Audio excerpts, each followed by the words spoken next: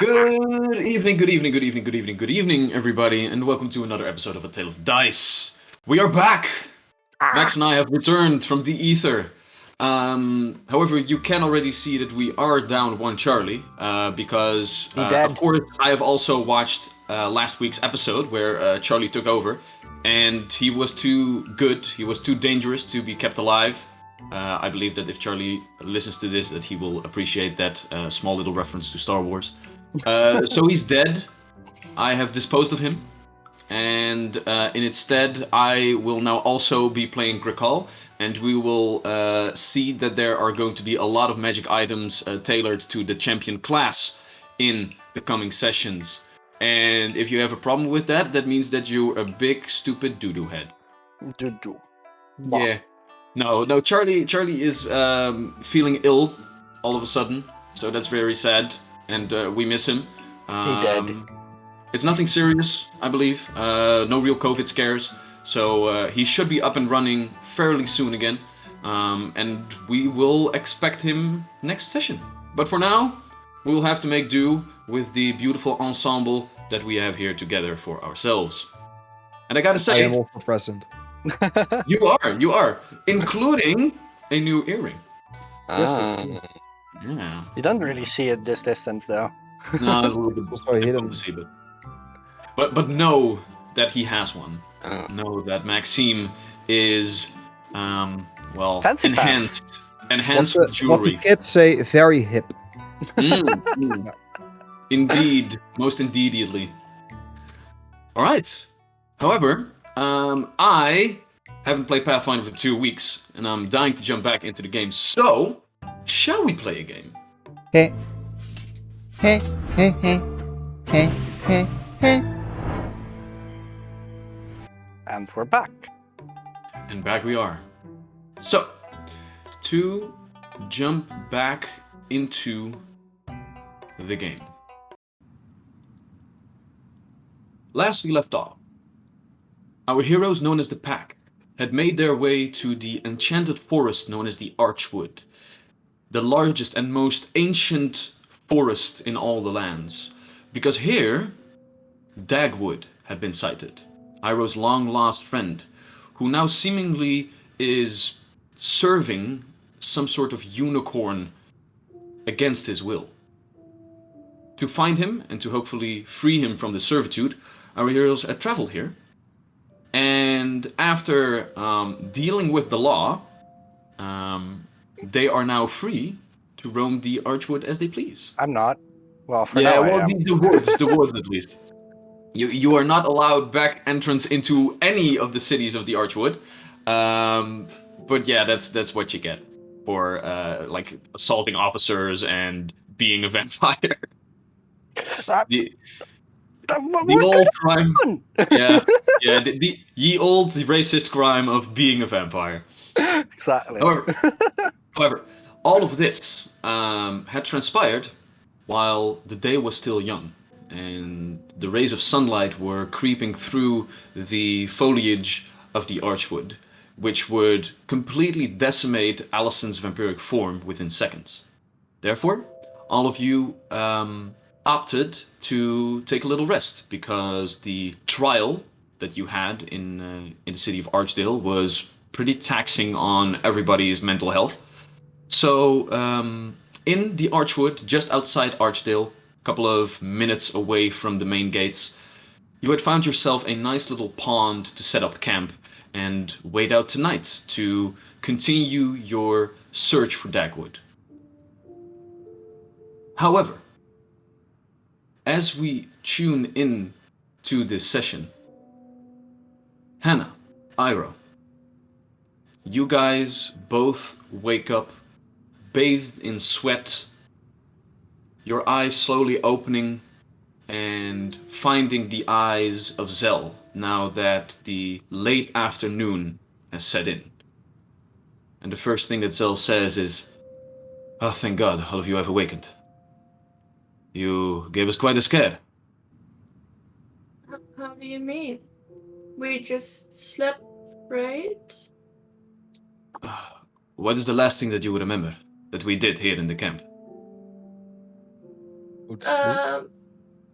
I believe you were getting my measurements. Right, indeed. Recall, they are awake. They seem fine. Recall steps out, fully armor-clad at the ready with his spear and shield. Good. Hannah, Iroh, made big, afraid of health. You sick, but now better, yes? I think so, Arrow.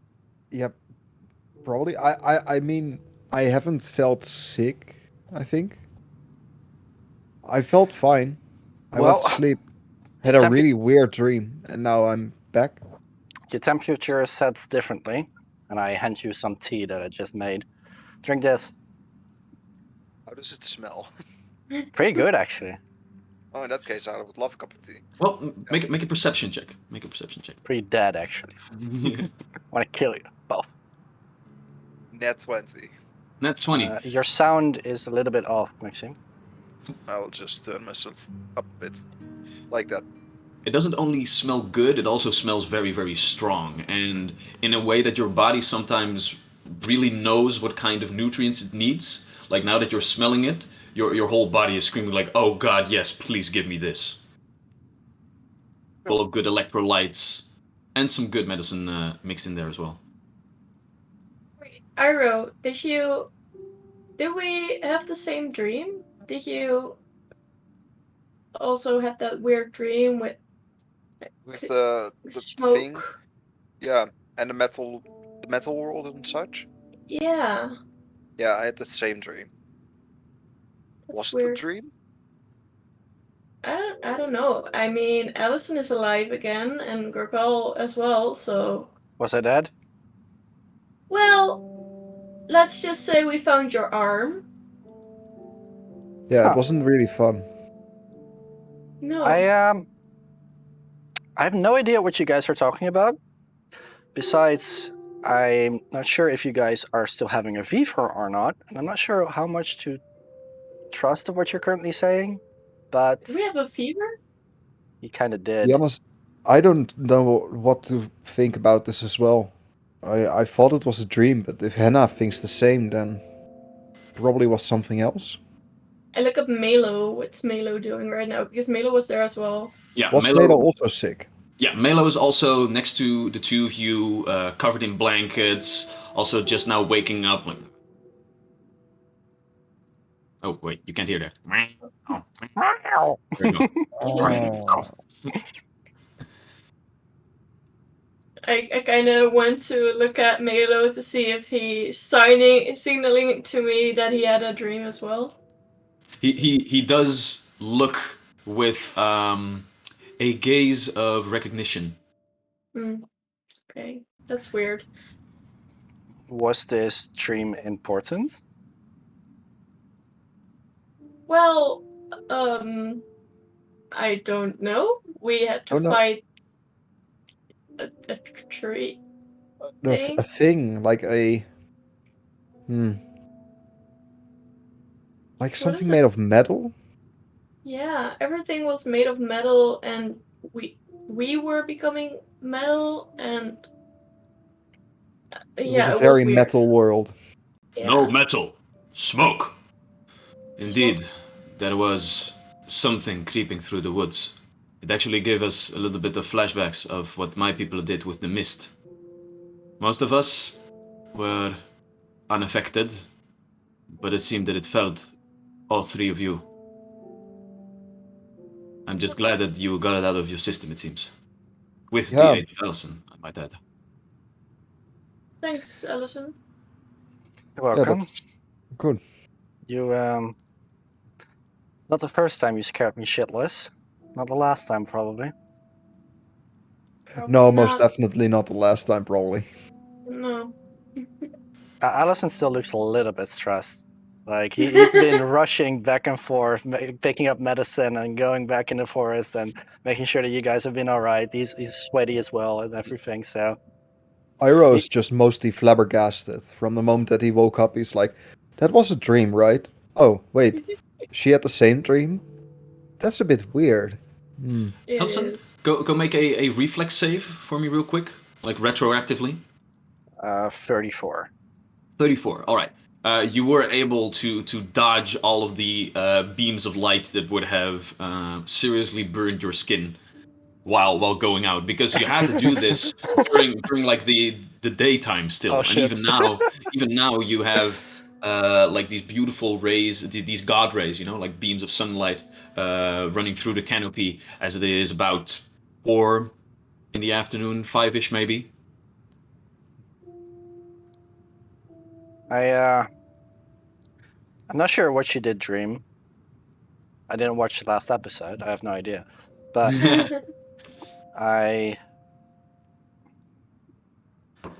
not sure what Krikal knows about this, but in general, in my people, connected dreams are usually, well, they mean something.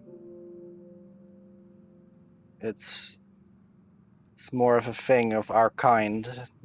We are a little bit more connected than most people in a way.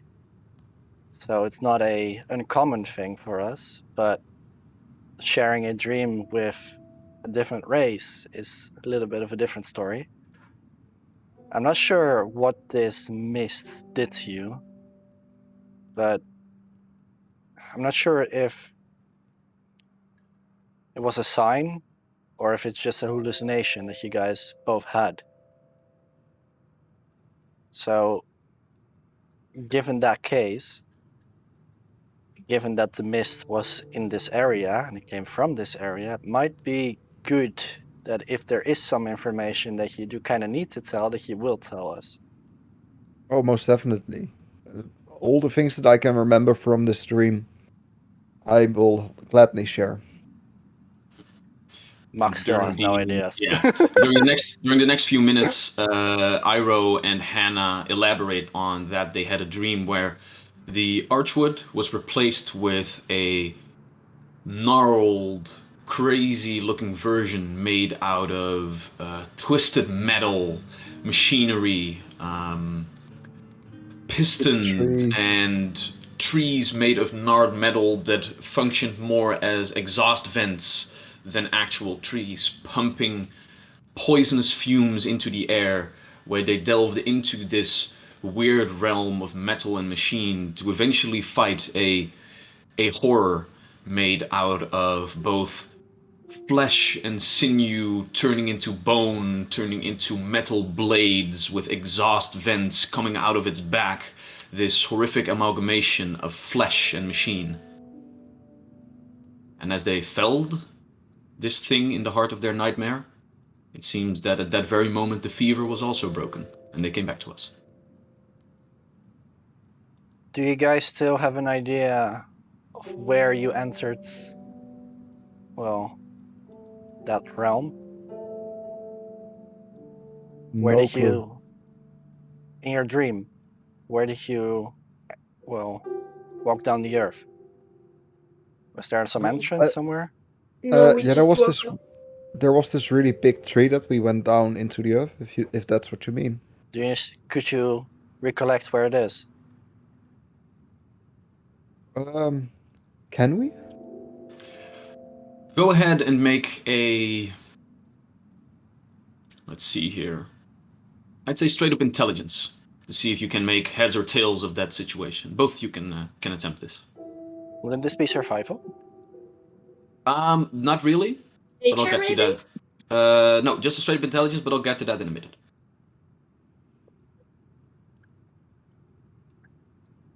14 for me. 14? Not too shabby. 21 for me. 21 on For an intelligence. intelligence. Oh, Mrs. High Rolled a Roll. 19. Got So- +2. Both of you trying to converse with each other about what has transpired, trying to overlay the area of that metal forest that you had over the archwood itself, trying to make heads or tails of certain directions. But together you come to the conclusion that, as with many normal dreams, it didn't really seem to have a real counterpart in this real world. It just seemed like a realm of its own. You've heard different methods of traveling to different planes of existence, and together with a little bit of arcane knowledge, you also know that things like demi-planes exist, like small pocket dimensions that can be created through all different kinds of magical means. This might be one of those, but you guys are pretty sure that it wasn't a overlay of the real world. Okay. Well, that's at least reassuring. Anyways, are you think strong we enough? Yeah, I Good. think that we should just move on and keep it in mind if something alike shows up. My dragon breath will burn smoke away before it touches lungs again. I don't think that's how it works, Krokol. Hmm? At least he'll try. But We can certainly try. how many fingers am I pointing up? 5, I think. I think you are hiding 2 out of screen. Close enough. I'm going for 2 because I think you're tricking me. There's one finger, one negative finger still Yeah, behind his one's back. fake. You're faking it. I look at Cell. Can they move? I hope they can. If not, it's going to be a very big problem for our coming adventures. Yeah, I'll be fine. And Iroh stands up and immediately falls down again. And after that, it stands up again and then is a bit more stable. Let us try with some dinner first, yes? All right. Yes. Talking about dinner, Hannah, did you already eat? No. Oh dear. Mhm. No, I didn't. Ooh. All right. So, as all of you are catching up to speed about the nightmare that Iroh and Hannah apparently had because they were poisoned by some sort of smoke here in these woods, the last rays of sunlight are fading away as during dinner time, night has set in. As Allison can now freely move around and all of you are basically finishing a long rest by having dinner around a campfire, what would all of you like to do? Okay. You guys at least seem to be a little bit up to strength. We have a unicorn to summon. Iroh, you have a particular ritual prepared? Do you think you can do it? Or Hannah, actually? I think that if she wants to do it, I think that this is more something for Hannah. It's very communing with nature and such, and that sounds like something Hannah would do. Either Hannah or Grokal. I believe I was the one that learned the spell as well, so I think I should do it, even though if I don't want to. Okay, fair enough. Do we want to do it here? Or do we want to find some place that is a little bit more connected to nature? Well, I didn't really think about that. I think that might be smart. I was only thinking about how far we are from town and if that would be a good idea. But how are we gonna find a place that's more connected with nature? I'm going to cast Consult with the spirits. Oh shit! Woo! All right, so once again, this time not in your dreams, but in the real world, you will cast Consult the Spirits. So Yeah. let me get that spell out. Trying to be my thing now. Feed 7. All right, you've learned rights, yada yada yada. Recall knowledge check. Yada yada. Critical success. The spirit reveals themselves to you and have a helpful nature towards you. Only you can perceive these spirits. They answer 3 simple questions about the environment within 100 feet of you, depending on the skill you chose, and thus the type of spirit you contact. Alright, so basically you are going to try and summon the spirits of the wild. Yes. Alright. Very well. So, how will you conduct this ritual? I am going to do what I do when I try and meditate for Melora, but now I'm doing it because I want to consult the spirits. So what are the actual things that Hannah does? How does she do this? Well, Is this just Hannah's going to sit on the ground and make sure her hands are in the ground a bit, so she's connected with the forest and stuff. And she probably covers herself a bit with leaves and stuff, and then she begins to focus. All right. So Next time you just have to transform into a tree. I think that would be great. Just with this spell, every time, just transform into a tree. Hey y'all, it's me, one of y'all. All right, so Hannah sets herself down, digging her hands into the somewhat loose earth. The general area that you guys are in is not completely filled with like thick vegetation, as you know from the Cragged Hills, where you've adventured a long time already. But this area is a lot more hospitable. Large ranges between trees, sometimes even 20-30 feet.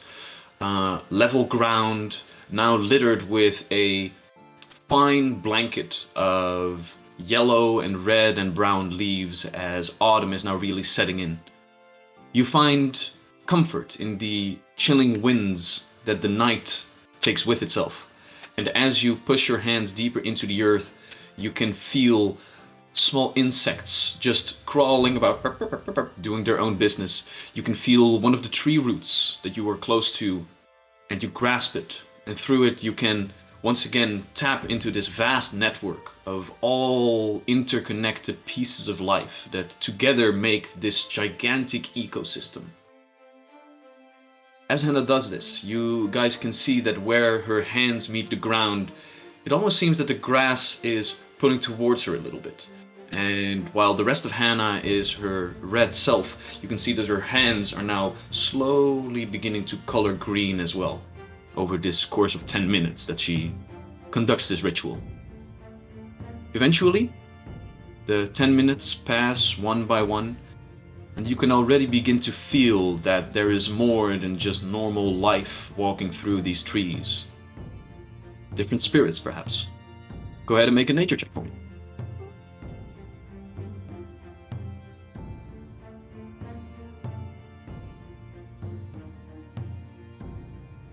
There it is. That's 27.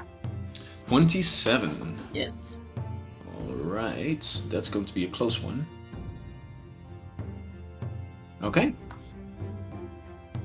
As you are seated there, you open your eyes, and from behind one of these gigantic trees steps a figure, naked, male, ripped and muscular,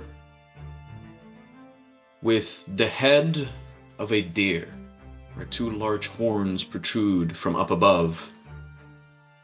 A somewhat familiar face, as a similar spirit as the one that you had found within your dream also seems to walk these lands.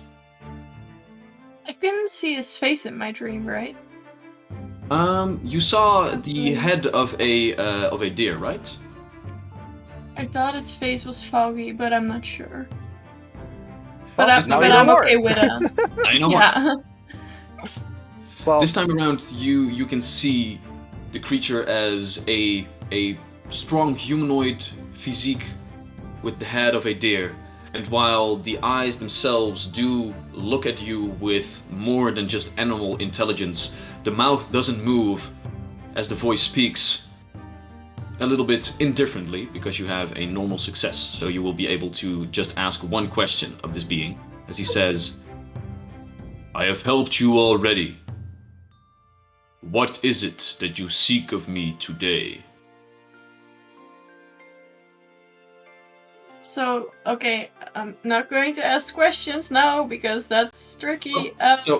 Success is, as with a critical success, so he can answer, but the spirits are indifferent to you and answer only one question. So you can ask one question that they can answer about the area within 100 feet of you. Yeah, I almost wanted to ask the question. So the dream was true, and I didn't can do want that, to. you can do No. The ritual can be done once per day. Yeah, exactly. I'm not going to waste that You can one. only bother spirits once per day. That's fair, actually. Okay, no, I'm going to ask. Oh, this is so difficult. I should have talked through with Allison before I did the spell. Okay. The spirit looks at his watch. Oh. In our surrounding forest, what is the spot that's the most connected with nature? I whisper it in Hannah's ear. Well done. In your head, you once again hear this rumbling, deep male voice as he goes, "The Archwood is eternal. The Archwood is everlasting. The Archwood is ever connected. There is no place more or less connected than any other. All is equal within the eyes of Sylvanus." Thank you for helping. And he goes away. Like a sawed off. Bye-bye. Now, as you say thank you, a couple of leaves. The rest of you don't see this spirit. You only hear Hannah speak a couple of these words. However, as Hannah says thank you, you do feel one heavy blowing wind run through the trees. God damn it! It doesn't register if I do the sounds. That won't wake up. It's a Waluigi wind. As the wind blows through the leaves and like one hefty cloud of leaves is pushed upward, and for a moment you guys would almost see them push up against something and then fall away again. And with this one wind, you see the spirit fade away into nothingness. I look back at Sel and I walk up to him. So are we sure she's fine? She's talking to nothing. To be honest, I have seen way stranger things happen with all of us already, so... Fair enough. But now, as long as she stays red, I think it's gonna be okay. Prefer green though, but fair enough. Hannah, did you figure something out? Yes and no, actually. So, you heard my question, right? Yes. Was a good question. Yeah, well, it actually wasn't really that good of a question, apparently, because the whole forest is equally connected with nature. That makes So it things doesn't, You easy. so it think? doesn't really matter? Sorry? So it doesn't really matter where we do it. No. Oh, cool. Fair enough. Yeah, I just hoped. Maybe, I should have asked if there was a unicorn around. Then you probably would have received the answer saying yes. That's fair, that's fair. I Yeah. guess. Yeah. Damn it. Well, fair enough. If this place is as good as any other, then I'd say let's make the most of our night and let's summon it straight away.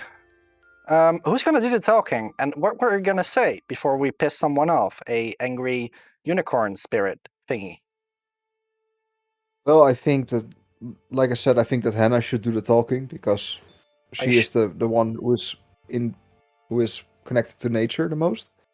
I feel like that might be a good idea, but we're looking a particular person for you, Iro. So I'm not sure if Hannah's currently aware of what we're gonna wanna ask. So if you have any Yeah, insights so we for should her, we should script out her conversation because she's gonna need this. Otherwise, it would just be stammering like, "Oh my god, a forest ghost."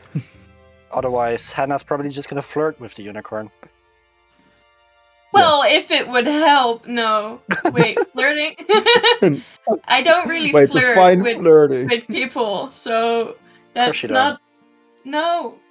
Not with people, but this is a Kieran, not a person.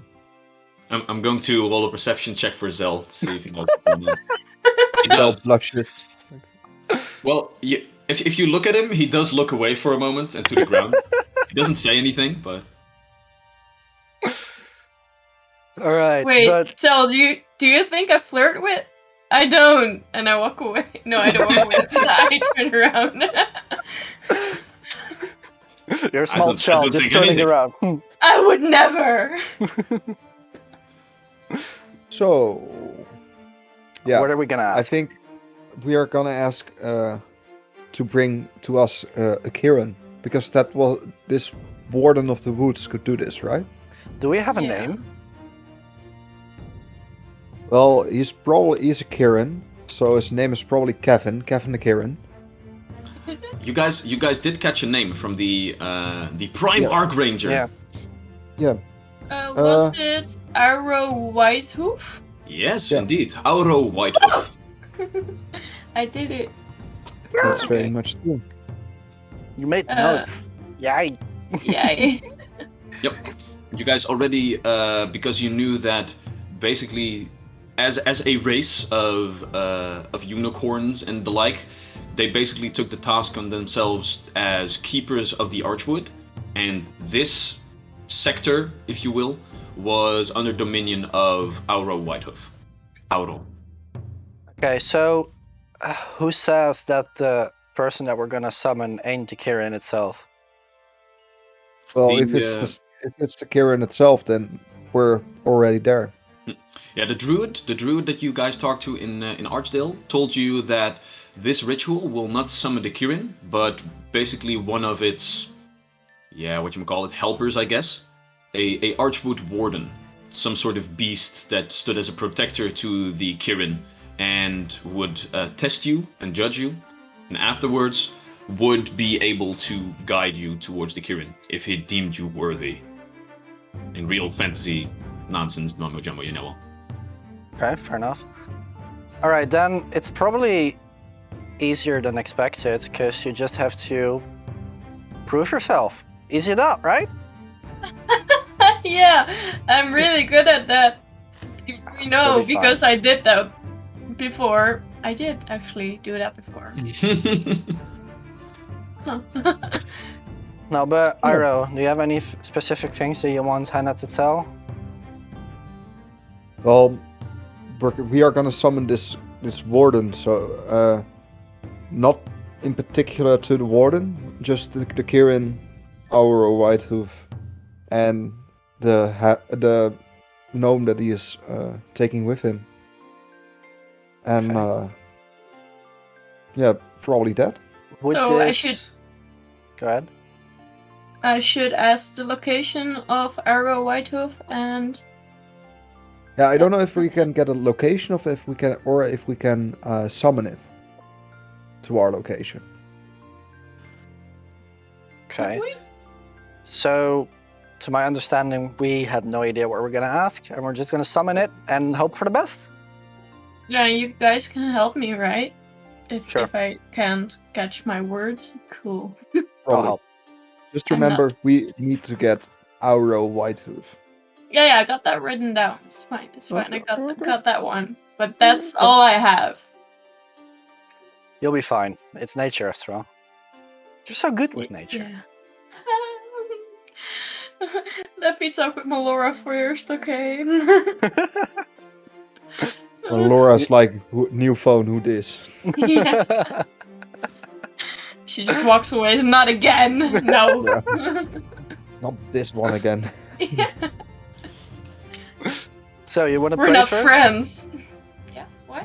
You want to pray first? Yeah. No, that's not. No, it's not necessary. She's with me. I feel her. Okay. In that case, Right. let's go. Before some devils start hunting us. Oh yeah. Very well. So, Hannah, you will conduct the ritual. Yes.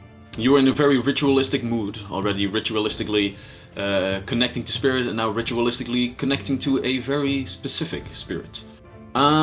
First off, make a quick survival check for me, please.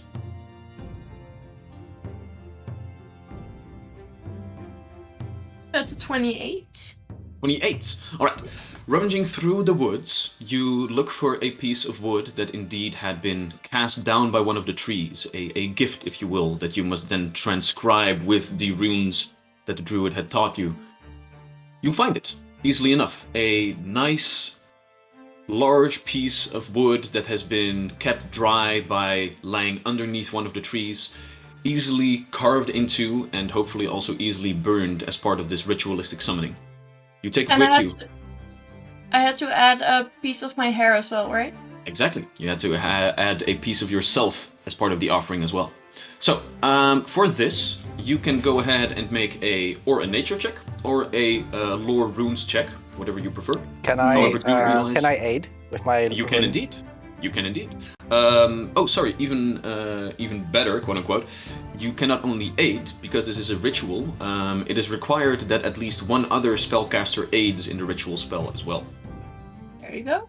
So Okay. we need at least one additional caster, but there can be more. So if multiple people want to jump in and aid with either, so we need nature, and then you can aid with a plethora of other things, including occultism, lore runes, of course, and let me see, crafting as well. Okay. Will help with occultism. All right, and every skill can only be done once. Would I get the impression that it would be more beneficial to use my knowledge on runes towards instead of crafting? As with all of the lore skills that we have put into the game, I am going to lower the DC for if you can use one of your lore skills, because that's a very specific field.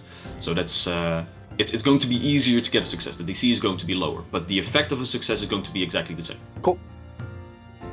All right. So with that, for every every success, the DC will lower. But as Hannah begins with this beautiful piece of wood, from the artifact, No. a certain spectral voice begins to chant, "Scoop the floop goop bloop bloop, scoop bloop bloop bloop bloop bloop, shoop bloop bloop bloop bloop," which is pretty annoying and distracting, and it goes on for way too long, as eventually you are trying to carve another rune, and then it goes, "Scoop bloop bloop, shoop bloop bloop bloop bloop, shoop bloop bloop bloop," and you go like, fucking damn it. Eventually, after like 15-20 seconds, the artifact shuts up, and you go like, okay, fine, I can go for it. And then it starts up again. Like, god fucking damn it, this ritual will take at least 10 minutes longer because of the distraction. Damn it. So, -5.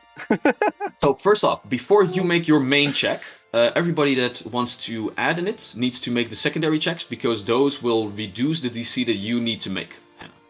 Okay. In that case, a natural 13 for, is it an aid check or an actual check? This is just going to be an actual check. Ritual castings have one main spellcaster and then multiple other spellcasters that do not really count as aid checks. It's just like different parts of the ritual that you are completing. 26. 26, that's a success. And a 23. 23, ooh, that's going to be a fail, I believe. Yeah, that's not going to be enough. However, a fail doesn't... It was me who did the scoop the floop. You were extra distracted by the scooped flu. All right, so let's see. This is a 7th level, so that is going to be a 20 that you need to make on your skill check. And if you're wait, you already did lore runes, right? I Allison? did. Yeah. Okay, so that can't be done anymore. So that's going to be a DC 20 that you need to make right now. Really? Mm-hmm. Oh, That's not so bad. easy. That's not too difficult. This one. We're also natural Okay, so 1. Yeah. but with a 1, I still make 20. So Yeah, so it does It become becomes a failure then. Yeah, it becomes a failure. Natural 1, basically, you count what it would normally be, and then you subtract 1 level of success. So if Nice. normally with a 20 it would be a success, then it becomes a failure. So if you So don't just mind, don't roll a 1. if you don't mind, just rolling a 30, so we have a crit.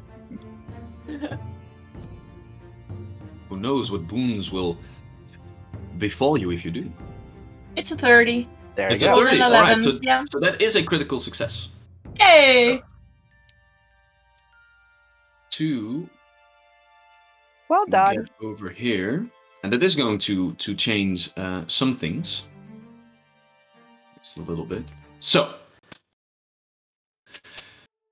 as the campfire has been put out, and Allison comes towards this piece of wood, you cut a lock of your hair and begin to chant the incantation that the druid had given you as Allison masterfully is carving in the runes.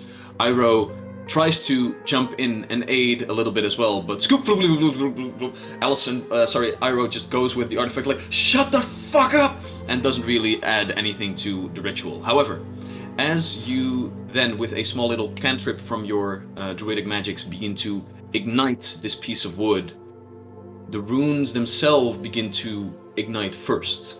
This script of flame inscribed within it roars up loudly as the words Warden Hidar Call begin to not only burn into the surroundings, but smoke also begins to billow upward from it as a smoke signal to whatever spirit might be listening. The smoke that begins to get a little bit thick, a little bit more smoke than you would actually think. And the only thing that you can do is hope that this is all part of the ritual, as the smoke begins to obscure your immediate surroundings. Not again. Eventually, the piece of wood breaks into all different kinds of small splinters as they fall to the ground, as one big poof of smoke emanates from everything.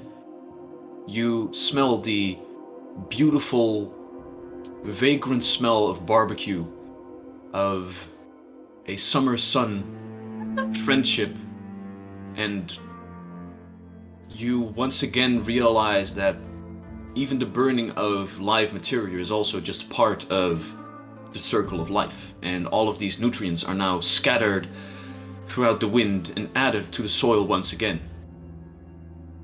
And as all of you begin to look around, from the other side of the puddle, the small puddle that you guys had found as a source of fresh water within this room, you begin to hear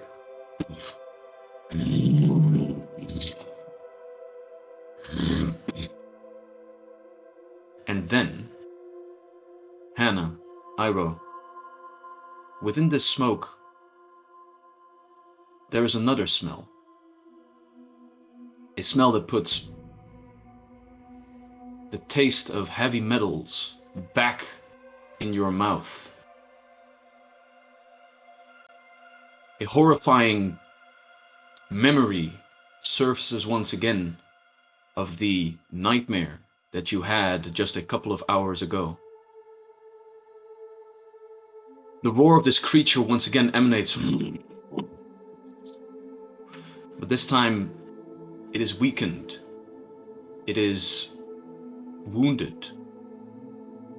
And from further behind this creature, you hear other sounds.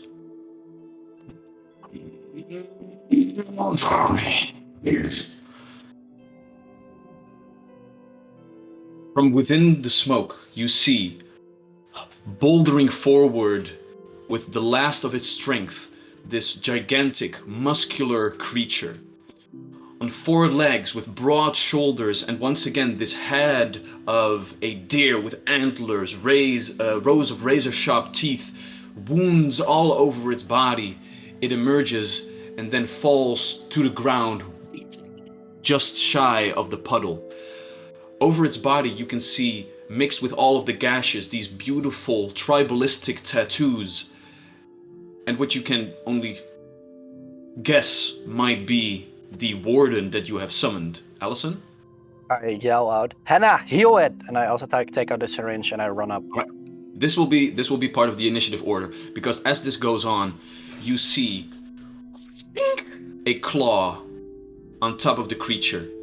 And as it pulls itself upward, you can see a being with 6 different legs, steel turning into bone, knotted together with pieces of sinew and raw flesh without skin. As it crawls up, this lizard-like form unhinges its jaw as rows of metal teeth, different plumes of yellow, sickly smoke pour out of its open mouth hole. Inside its throat, you can see different valves and metal tubing mix with this horrifying flesh amalgamation, as then a second one of these creatures also crawls on the other side of this being. The horrors of flesh and metal that you have found in your dreams are now here in real life. And I need you all to roll a perception check as part of your initiative. Ira looks at Allison and he just points to the thing and says, Allison, that was the thing from the dream, man. Yeah, I can imagine. And I was already running up. All right, so if we look at the battle map, all y'all are. Let me see. Oh wait, it's the Wrong battle map, yeah. Wrong map yet. Still, there we go. This is the right one. There we go. Now you guys can see where we are. Okay, so you guys can basically set yourselves up around this small little area where you are right now. The problematic attire of friends and foes are coming from the right. Where can we set ourselves up? Basically where you are right now. So in this small little area between the tent and your cart and the small little puddle. That's where you guys would be located right now as this goes on. Hannah, what way would you do the ritual? What way would you be standing? What do you mean? Like, would you do your ritual towards the lake? Would you do your ritual towards the fields? Yeah, definitely towards the lake. Okay, then I feel like you'll be next to the lake. Yeah. I'll walk next to you. I will probably stand here. All right.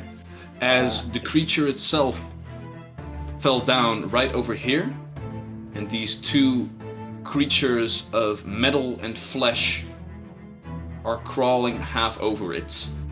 It seems that with the critical success, it is still alive, but down on the ground right now. The big one. Damn it. If you could move yourself then, Hannah, and then if Wouter or you could move me as well, then that'd be great. Okay, where do you want to go? Below Hannah, so I'm not sure where she's gonna stand. Give me a sec, please. I think Hannah wanted to go closer to the lake. Yeah. Oh. So one to the right, Wouter. Oh, one to the right for you, and then Hannah also right over there. Exactly. Yeah, that's perfect. You guys can move yourselves, right? I can't. No, you can because you have other different important tasks to do, such as keeping us alive in the air, which is a good thing. All right, and I just need Zell to be there with all y'all as well, and there he is. So I would figure that Grakal would also have stepped forward to protect you a little bit, and Zell, as the spellcaster that he is, would at least keep a little bit of a distance. Makes sense. All right, so with that out of the way, what are your perception checks? 35. 35. Wait, 31. Nice. All right, so 24 for me. Oh. Let me just get everything going. I spoke too soon. Oh no. I shouldn't have asked it already. Oh no. Oh God. We need an initiative counter, Wouter. What a predicament. I'm coming already. Alright, so there we have it. There we are. Oh, this is the old one. All of you can go away. There we go. Okay, so Allison, 34? 35. 35 even. Yeah. Gosh, darn it. Hannah? 31. 31. Very good, very good. Ira? 24. 24. Very nice indeed, very nice. Let's see then. These little figures. He is. Okay. One of them has got a 38. The other one has a 24. 38. And then, yup. And then Zell has a 29. Nice. Damn, did it crit, or? It did not. But these creatures do seem horrifying. Mean, lean killing machines. Looks like it, yeah. Hey, you asked for difficulter combat encounters. Right, so, and then let's also get Grakal up in this business. Let's see. Grakal is going to use this very nice sparkly gold die. And he rolls an 11, plus his perception is going to be... What does it say? Where is his perception?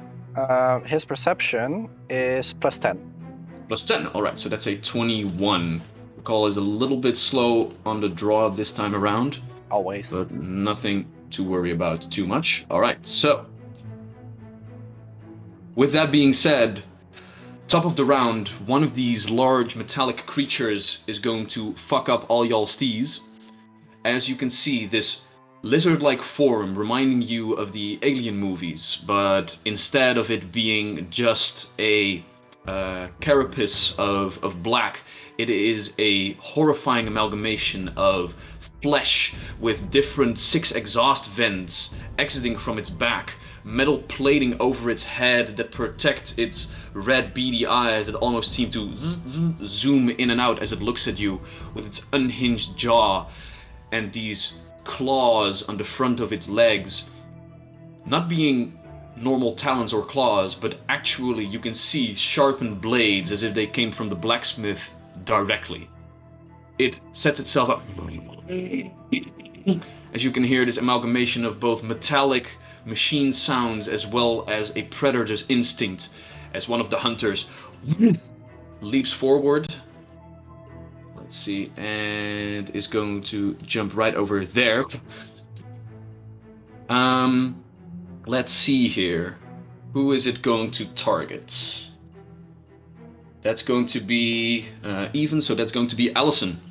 Allison is going to have a problem. However, as soon as the first hit comes in, let's see what. Well, let's first see if he hits. Natural 20. At start, as one of the claws comes towards you.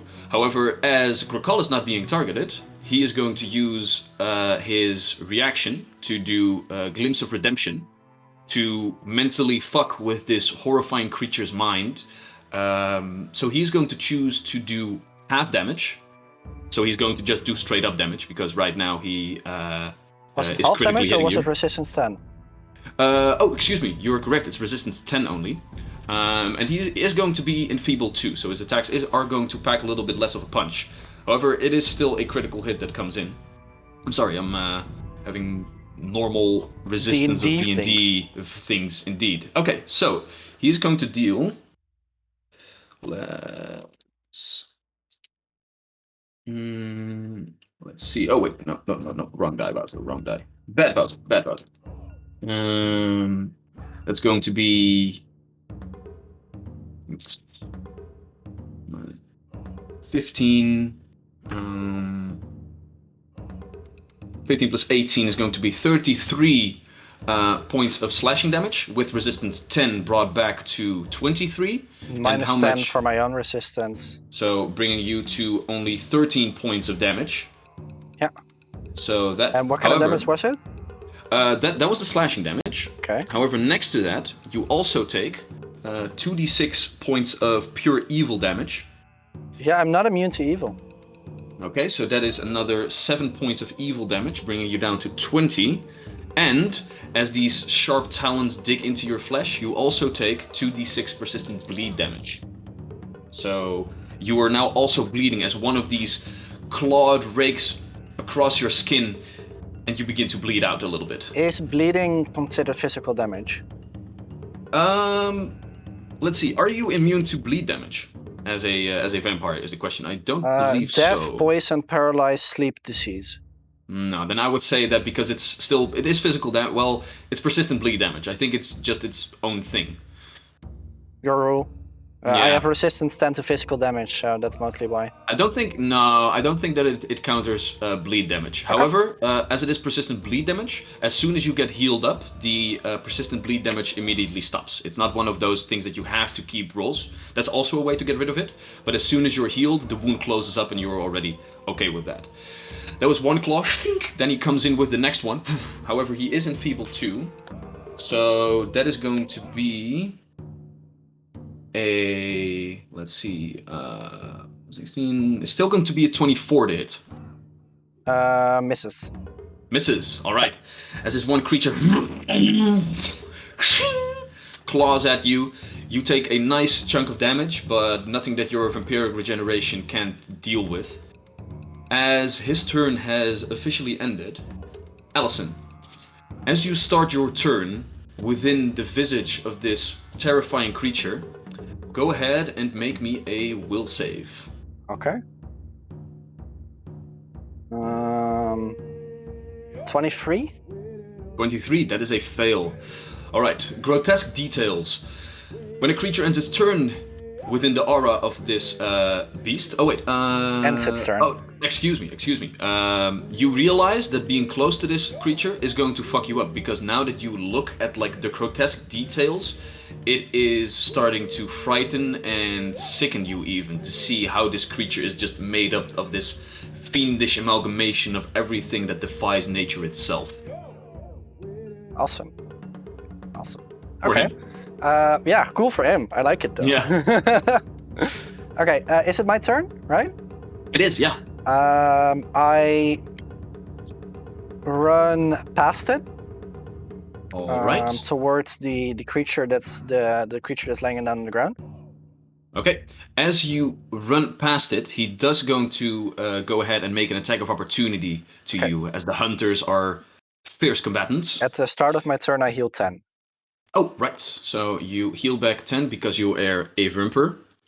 However, as you leave his range, one of those other claws comes towards you, which is going to be, he's still enfeebled, so that's going to be a 28 to hit. That hits. Okay. So you do take another, let's see, that's going to be 17 points of slashing damage, down to only 7. Yep. And you take another d6 of evil damage, which is going to be just 1. And the wounds are worsened as you once again have this wound raking across you that begins to bleed out a little bit. Okay, cool. Yeah, I did heal, so the first I'm one. gonna look that up real quick. Meantime, in the meantime, what yeah. do you want to do? I am gonna stick a syringe up this in this creature to make him no die. He no die. So I'm gonna make a medicine check. That is a 25, so that's a success. Nice. And he will heal. Where are my d8s at? I don't have any music anymore, by the way. Not sure if that's. Oh, it's still on with me. Does the rest of you have music? I don't hear any No? music as well. Gasp. Walter, you are fat, by the way. Gasp! I'm Slash. going to, because we are in nature, I'm going to consume nature itself. This is a tomato. Oh, awesome tree. I heal him for 18. 18 points of healing. Yes. Back to this mofo. And with my final action, I will cast shield on myself. All right. Because I'm dying already. Making sure that you are protected. At that moment, let's see what kind of initiative he rolls. Oh, look at that. Natural 20. So, Nice. with that, I still don't have any music. Where's the music? no, I'm sorry. I've got to do a lot of things. It's weird because I'm hearing the music just fine. I'm just going to stop it and start it up again. Yeah, there you go. Is there music now? Yeah. Yeah? With everybody? Woohoo! Technical difficulties avoided. Yay! Yay! Alright. So, as you stab him back to life, the best way of stabbing, if you ask me, this large hulking creature begins to lumber forward a little bit as he is still pushed down by the other creature. Right now, if you end your turn there, Allison, you are in range of this creature's aura and you can see how fucked up it is. So I will need you to go ahead and make a will save. Did the past roll still count, or should I roll again? I'll give you another chance. A lot higher. 32. 32. All right, that is a success. So even though this creature does look very horrifying, let's see. For now, you are fine. However, you realize that staying here still is going to be a little bit of a difficulty every round. All right. Okay. I'm still bleeding. You're still bleeding, yeah. So you do take 3 points of bleed damage as you bleed out just a little bit. And there was a flat 15 check for persistent? Yes, flat 15 to see if it I have a stops 7. automatically. 7, alright. But because you do heal at the end of each turn, your vampiric regeneration is already closing the wound up a little bit. So you just took the 3 damage. Alright. With that out of the way, this horrifying creature is standing right next to you, Hannah. What do you do?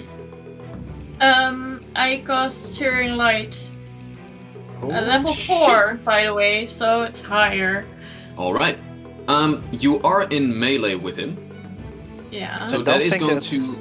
only for attack a opportunity. Yeah, no, but it's going to be difficult to do a ranged thing within melee, right? I'm not sure if that's a thing in this game. No? No, I Can don't you think can it you is. just point blank do things? I think it is. Yeah. Oh. I think they removed that. Really now? Range and reach. And if so, I can walk backwards, you know. For now, we'll say that you can just do it as is. Okay. Cool. So I roll attack, and that will be 30. 30 hits. Go ahead and roll damage. Okay, so do you want to hear the good damage and the fire damage separately? As you might remember from last session when you fought this creature's nightmare's visage, they do have weakness 10 to good. So go ahead and roll the good damage and just add another 10 to that. Damn. Okay. That's a nice crit. It's not a crit. It's just a normal hit. But oh, this is so much. I'm so sorry. I need to roll 14d6. 14d6. Yeah, because it's Right. 5d6 fire, 5d6 good, and because I heightened it, it's 2d6. Another 2 on each side. Yeah. Right. Oh, it's kind of terrible. 4. You like it though. Yeah. Yeah. What if Iroh had to roll this many d6s? That would just be the rest of the session. That would be We the just rest of the sit session. here. I will just have to do it this round, and then we'll take all the rounds, and then when I'm back, when my turn is back, Yeah. then I will probably have counted Yeah. and added them up and such. Or we could just okay, this is where we take a break while Maxime does the calculations for the next 15 minutes, and after the break we'll have the answer for us. And the answer we'll have next session probably. Yeah. Somewhere. I'm just all day just rolling dice. You should never play a wizard. Or you should buy new dice. My next, I was thinking if I would play a next character, it would probably be a wizard. So You Fair. fucked. probably yeah. I'm gonna buy you a lot of dice then, or at least a lot of d6s, because you need those. Yeah.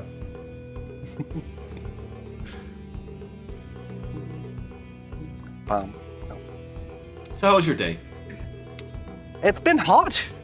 It's actually been Well, pretty today hot. was actually pretty nice. Yeah. The weather. For the people who don't live in the Netherlands, our weather is actually pretty nice these days. So action-packed session, guys. She's still busy. It's like I am rolling 49. dice. 49, and that's There you including go. the plus Oh, 10 no, for the no! good. 59! 59 points of damage as you charge up your staff and the embers begin to glow in this radiant goodness. You can almost feel Melora be there with you to banish this foul abomination of metal and machine back to the hellscape from which it came. Yeah. As the burst of energy burns through the creature and you can hear as it is not okay with that. Cool. 9 points of damage. Nice. And I'm going to walk away for a little bit over here. Very well. Poor Melo. Okay, I'm going to let Melo attack. Actually, I wanted to Yay! give Melo 2 actions so he could walk away, but I don't want to end my turn there. All right. Oh, wait, I'm going to stand over here, so I'm flanking with Kakar now, right? Yes, you would. Cool. So I do the attacky. Bitey, Yeah. bitey. With Yes, do the my attacky. bitey, yes. And that will be 33. 33 Aisha. hits. Nice. It's not a crit, right? It is not a crit. No. Damn it. You need a lot more to crit from these levels onward. What's crit though? That's. Oh, now I'm brain dead. It's 11. 11. All right, Yeah. 11 points of damage added With to this the beast. flat-footed damage? Did you Oh. take those dice, those d4s with you as well? No, that's a good one. Gasp! That's 2d4 extra. Even more damage.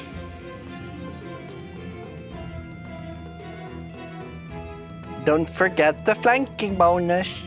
Sneak attack. So it's 6 more. Is that canon? Total. Is that how Allison says it? Yeah. 6 more Wait. points of damage. Nice. All right. That was your turn? Yeah. All right. Then, at the end of your turn, as you have been close to this creature, you also see how grotesque it is and how it is very unsettling. I need both you and Melo to go ahead and make will saves for me, please. Damn, big radius. Yeah. Yeah, man. That's true. Fiends are nice. Fiends are good. Oh, so these are fiends. Oh! I rolled 2 19s. Oh, shit! Yeah. So that's 35 for Melo Success. and 36 for me. Both successes. All right, for now you are fine, but just being in the presence of this being doesn't sit right with you. All right. At the end of your turn, Zell is going to add a little bit of his own magics to the fray. And he... Let's see here. Can he... No, he's just also going to focus fire down this one little fella. So he is going to start off with just his focus point spell to cast Moonbeam on this being. So from the canopy, the moon suddenly flashes brightly as he summons the power of the Crescent King, and a beam of silvery light just slams downward. Let's see here. Moonbeam Moing. is going to deal a nice little bunch of fire damage if he can make the attack roll, which is going to be, yep, that's going to be a 31, so that hits. So he's going to deal a nice little chunk of fire damage, and the creature is going to be dazzled for 1 round. So that means that as the moonbeam overstimulates its eyes, everything is concealed from it for a round. So he needs to go ahead and make a flat 5 check to do anything for the next round of combat. 7 plus 8 is 15 points of fire damage, and hopefully the next round is going to be a lot more difficult for this little thing. All right. Then, with his last action, he is going to, let's see here. He doesn't really know the radius of these beings either, so he's also just going to take a couple of steps back towards the tent to let the melee fighters do their thing. However, he's still going to be in range of this thing, so he also Damn. needs to go ahead and make a will save. Are the horses also in range? Oh yeah, the horses are very, very scared at this moment. Oh, and he doesn't make his save, I'm afraid. So as Zell backs up, he just mutters a couple of words. What the fuck are these things? What is this? Is this what you dreamed of? And that's about it, and you can see a little bit of fear coming in his eyes as the magic seems to take hold of him. Alright, at the end of its turn, the second hunter is going to go ahead and wreak havoc on... Let's see here. as the being that he is on top of begins to rile again, he is going to go ahead and... Let's see here. Attack me! Yeah, do you want to die? do you taunt it? Is a question. Yes. Yeah? Yeah. Alright, your funeral. Well, go ahead and make your choice of a diplomacy or intimidation check. If you really want to taunt it.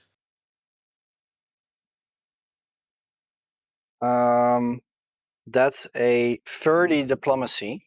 I'm just saying, hey, over here.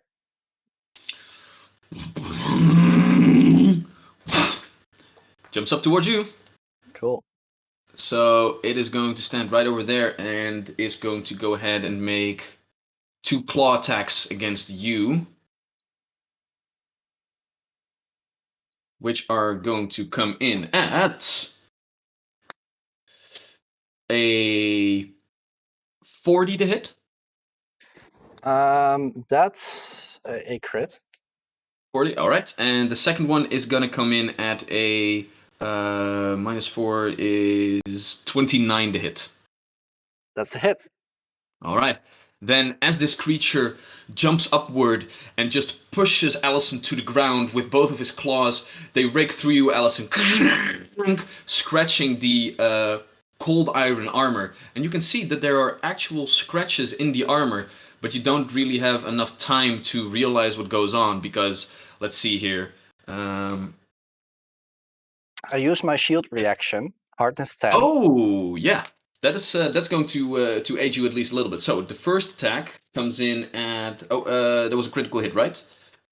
No. There's no music again, by the way. It's a little bit. Again? Yeah. What's going on? Roll 20. You had a job to do.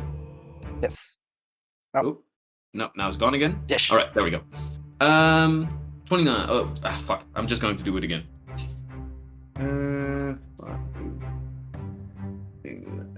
11.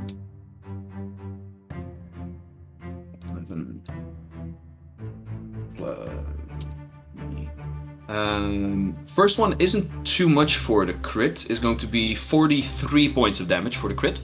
So, 43. Yeah, I think I'm down. Yeah, with the first hit. Right. So yeah, the shield is hardness 10. You have resistance 10, so that still leaves 23 points of damage. Yep. All right, and with that,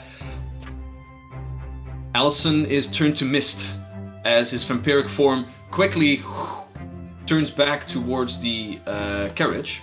Why did you taunt it? I did not expect a crit. Sorry. I could have taken a lot, but not a crit. Oh, well, and he still had one attack left. Like, Yeah. with both of his attacks, he already took you down. Yeah, but below resistance half of your 20 health. plus hardness 10. Like, there are 2 attacks I could Big have taken, motherfuckers. but Big motherfuckers. You So really that is- should have watched last stream, man. I that didn't is- know. So that is his first attack. He did need to move a little bit. Oh, and his jaws and claws do have a range of 10 feet. So the second attack is gonna come at Melo as he tries to rake Melo from afar. Which comes in for a 32 to hit against Melo. Yeah. Alright, so with that, Melo takes 14 points of slashing damage with 3 points of evil for a total of 17 points of damage, and Melo is also bleeding.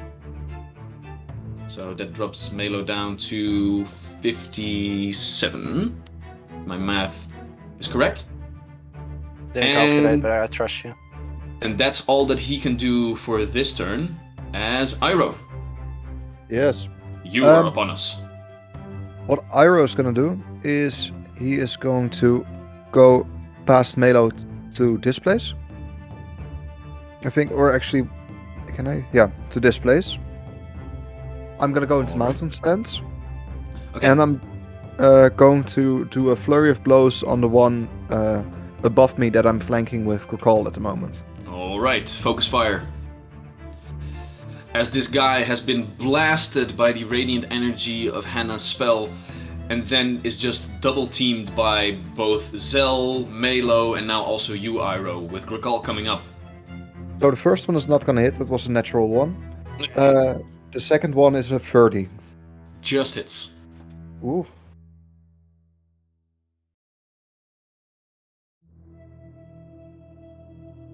Still music? Still got music? Yes. Okay, so I think I figured out what's wrong. You can have like a whole playlist with a Roll20, and as long as you do that, then it fucks up. And then everything is shit. So I just need to click everything manual. That's So bad. it's Manual E. so it's 16 points of damage, with an extra 1 extra point of frost damage. Nice. Yeah. Very nicely done.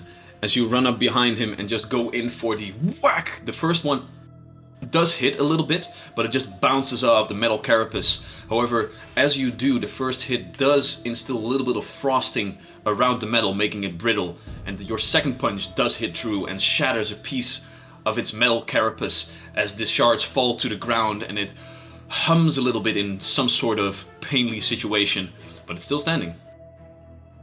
Alright, so those were your movement and one action to do 2 attacks, right? And I had to go into mountain stance. Yeah. And mountain stance. Very well. All right. Then we turn our attention to Grackle.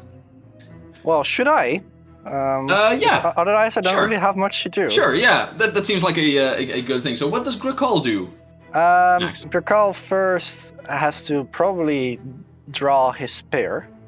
He already had a spear and shield out. He already had them out. So, yeah. Okay. In that case, he's gonna try and sting the creature. He's going to Or use the stabby action. can I use my breath weapon? It was a line, right? Good question. I think it is a line. I think he Let's could. see. I think he could choose. Let me just take a look at it, because he also sent us that stuff. Dragon breath. I'll look it up. Dragon breath. Breath of the dragon. You gain the dragon breath. Yada yada. What kind 30-foot cone or 60-foot line. Yeah. Originating from you. Okay, then Saving it's a 60-foot line.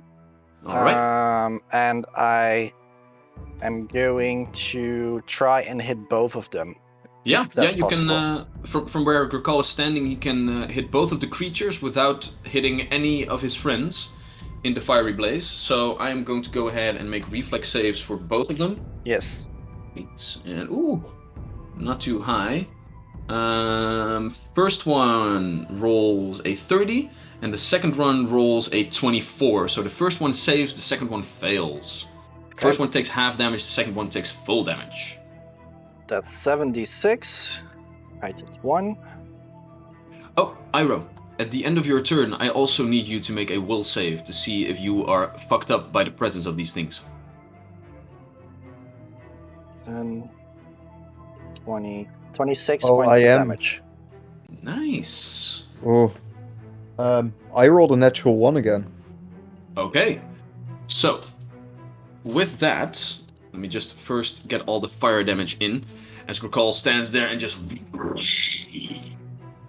This concentrated flamethrower that not only coats the entire creatures in flame, but also begins to burn away their flesh, revealing the unkept bone splinters that are jetted out of their bodies, and also melts the very metal of which they are conceived, and just melts it all across their already horrific body. As you see this happen, you begin to feel sick to your stomach.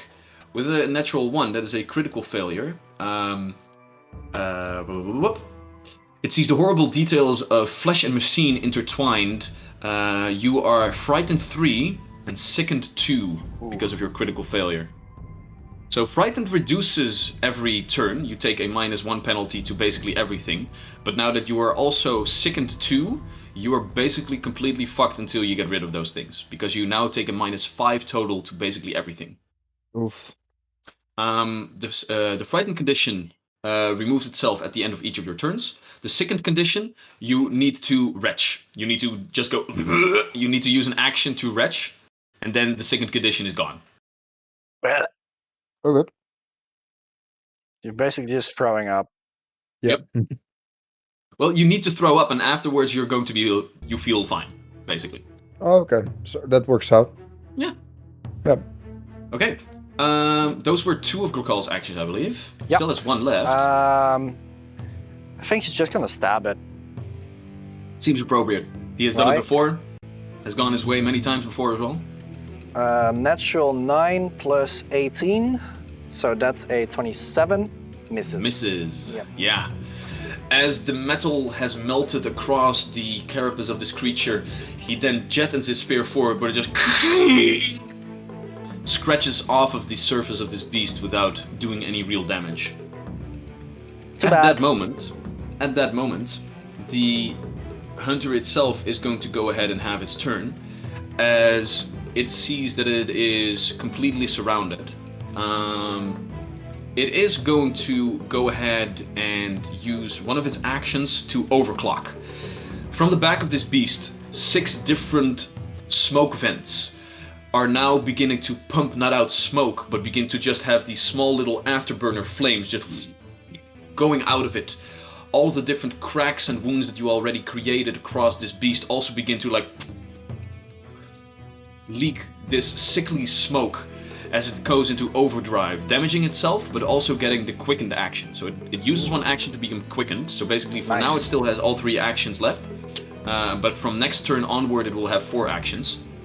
It is, however, damaging itself in the process because its body can't really contain all of the energy that it's producing. However, as he then also just unleashes his jaw, from inside, this large cloud of sickly smoke emanates in a 20-foot emanation. So that will be everybody except for the horses and Zell. So I need you all to go ahead and make fortitude saving throws. Well, also not me, Wouter. Nope. Even if you were a vampire, you wouldn't have to do this because this is poison damage. Ah, fair enough. So that's helping y'all. Well, not anymore. I'm sorry. I got a 25 and a 25. Grakul rolled a natural 4 for a what kind of save? Fortitude. 19. 31. All right. Those are all fails. Melo? Was 25 as well. 25 as well. All right. So everybody fails. Everybody gets 31 points of poison damage as the cloud begins to not only burn your lungs and your eyes and every small orifice that you can find, but also begins to irritate and burn the skin. Did you say 35? 31, sorry. 31 points of damage. So I will subtract it from Grakul. Thank you. Bring him down to numbers. Jesus. 82. 88. There we go. 31, 88, right? I think. Yeah. Oh, So that brings him down to 88, Okay. right? Yeah. Math. We have conducted math. Yeah. All right. So Iroh is down to 68. I already did Hannah took and damage Melo. and Melo. All right, very well. And then with its last action, it is going to go ahead and make another claw attack against Grakul to see if he can get another nice hit in. That's a natural one. So as the poison cloud obscures everything. Oh no, wait. He needed to make a flat check first to see if he could actually hit because he was still dazzled. So the attack misses still. So with that, as the cloud obscures everything from view, Grakul, wielding his shield, can see one claw emanate from out of the smoke and just claw the ground next to him, as the dazzled creature wasn't capable of hitting him. At the end of the hunter's turn, we turn towards the warden, as the wounds still bleed a little bit on the ground, but now it can...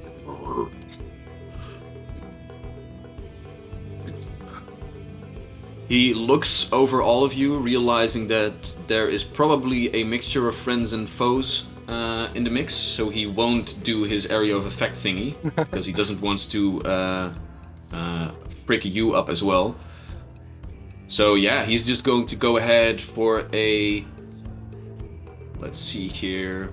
Yeah, he's just going to do a full multi-attack for, let's see, a Jaws and 2 Claw attacks against the fiends that surround him. Jaws is going to be 32 hits, and both Claw attacks miss, with the highest one being a 26. Ooh. So only a Jaws attack from the Archwood Warden comes in, dealing some nice persistent bleed damage as well, as the fangs of this beast are formidable indeed. For a total of, let's see here, 12 plus 11 is 23 points of damage to the other one, bringing its total to yada yada yada. Oh, by the way, as the other fiendish creature had its turn, the one that took the good damage from Hannah didn't seem to change. However, you could already hear from inside the creature, like the burn mark that it had from like the flames, it got repaired.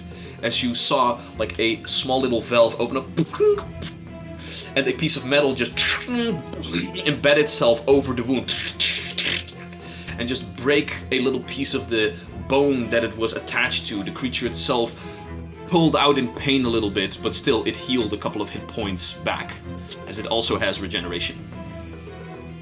However, that was all that the Warden could do, as it bit at the creature and then just attacked it with both of its claws. At which moment we turn our attention to Hannah. For the sake of clarity, could you put my hit points on 0? Oh, yes. I will do that. It is done. Hannah. I am going to use another Searing Light on the other one. All The right. other one. The other one. And it's a level 4 again, so I'm sorry. Go ahead. Before you do that, go ahead and make a perception check for me. Oh.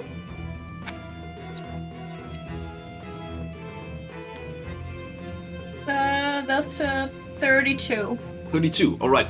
As you begin to aim your spell to the other one, thinking that the regenerative abilities of the first one were negated, you can already see that the momentary damage that the good damage did has begun to fade away, and you can begin to hear the humming of mechanical repair apparatuses begin to wind up again within it. The good damage that stops regenerative abilities also only does for 1 round. Oh, okay. Yeah. So Charlie fucked that up then. Well, he changed things, perhaps. No, I'm going to do it on the other one.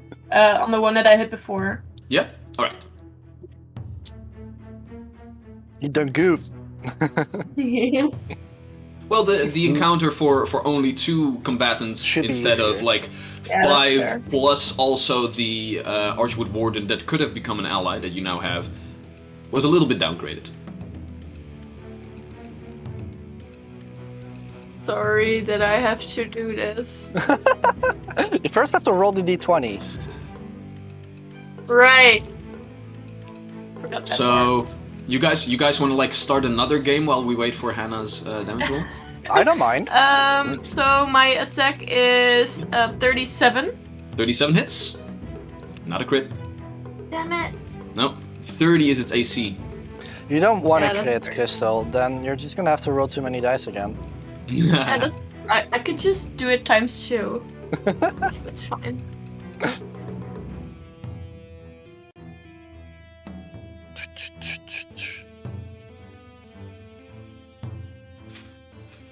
How many dice is it this time? I think 14 again, right? If it's the same spell.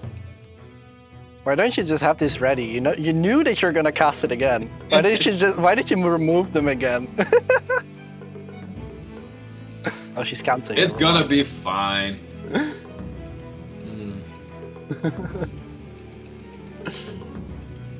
Imagine if we cast a spell at like 9th level at some point. Yeah, then you just have to have like a wheelbarrow of dice that you just roll on the ground. 62. Nice. 62! Is that plus 10?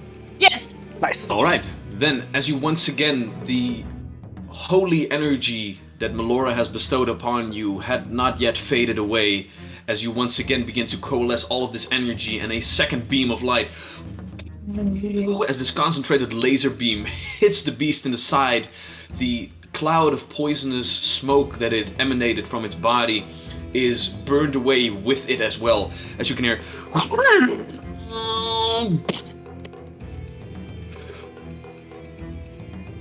A couple of plumes of smoke emanate from its body, and it lies dead on the ground. Ooh, nice. Nice. Does it lie dead on the ground, or does it vaporize? This creature begins to first lay on the ground, and then it begins to burn away slowly as pieces of its flesh begin to dissipate, and the metal begins to rust away very, very quickly. Okay.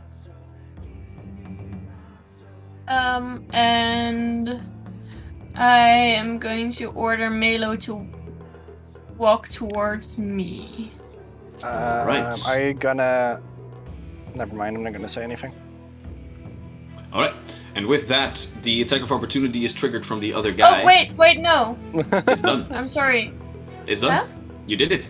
You said he walked away and you did it, so now he's going to get an attack of opportunity. Yeah, but then I remembered that I can give my last turn to Melo, so I want him to attack and then go away. Attack Oh, and then okay. go away. Sure. Yeah.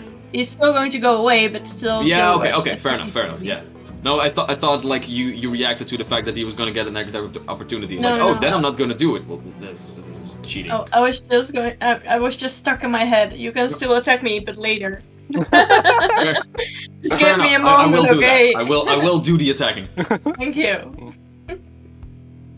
You can kill me later, you know? Just like 6 seconds. 6 seconds. Yeah. So that's a 30. 30 hits, just barely. You guys are rolling well. Nice. Wait, I want to, because he could have made it for there, so I can flank. Yes. Technically, if you do that, as you are no, never mind. I didn't say anything. Or did I? I'm going to look it up real quick. Yep, if she moves, then it happens. Right? Yeah. So as you are moving through his space, Mhm. what's Melo's movement speed? Let me ask that. real quick. 35.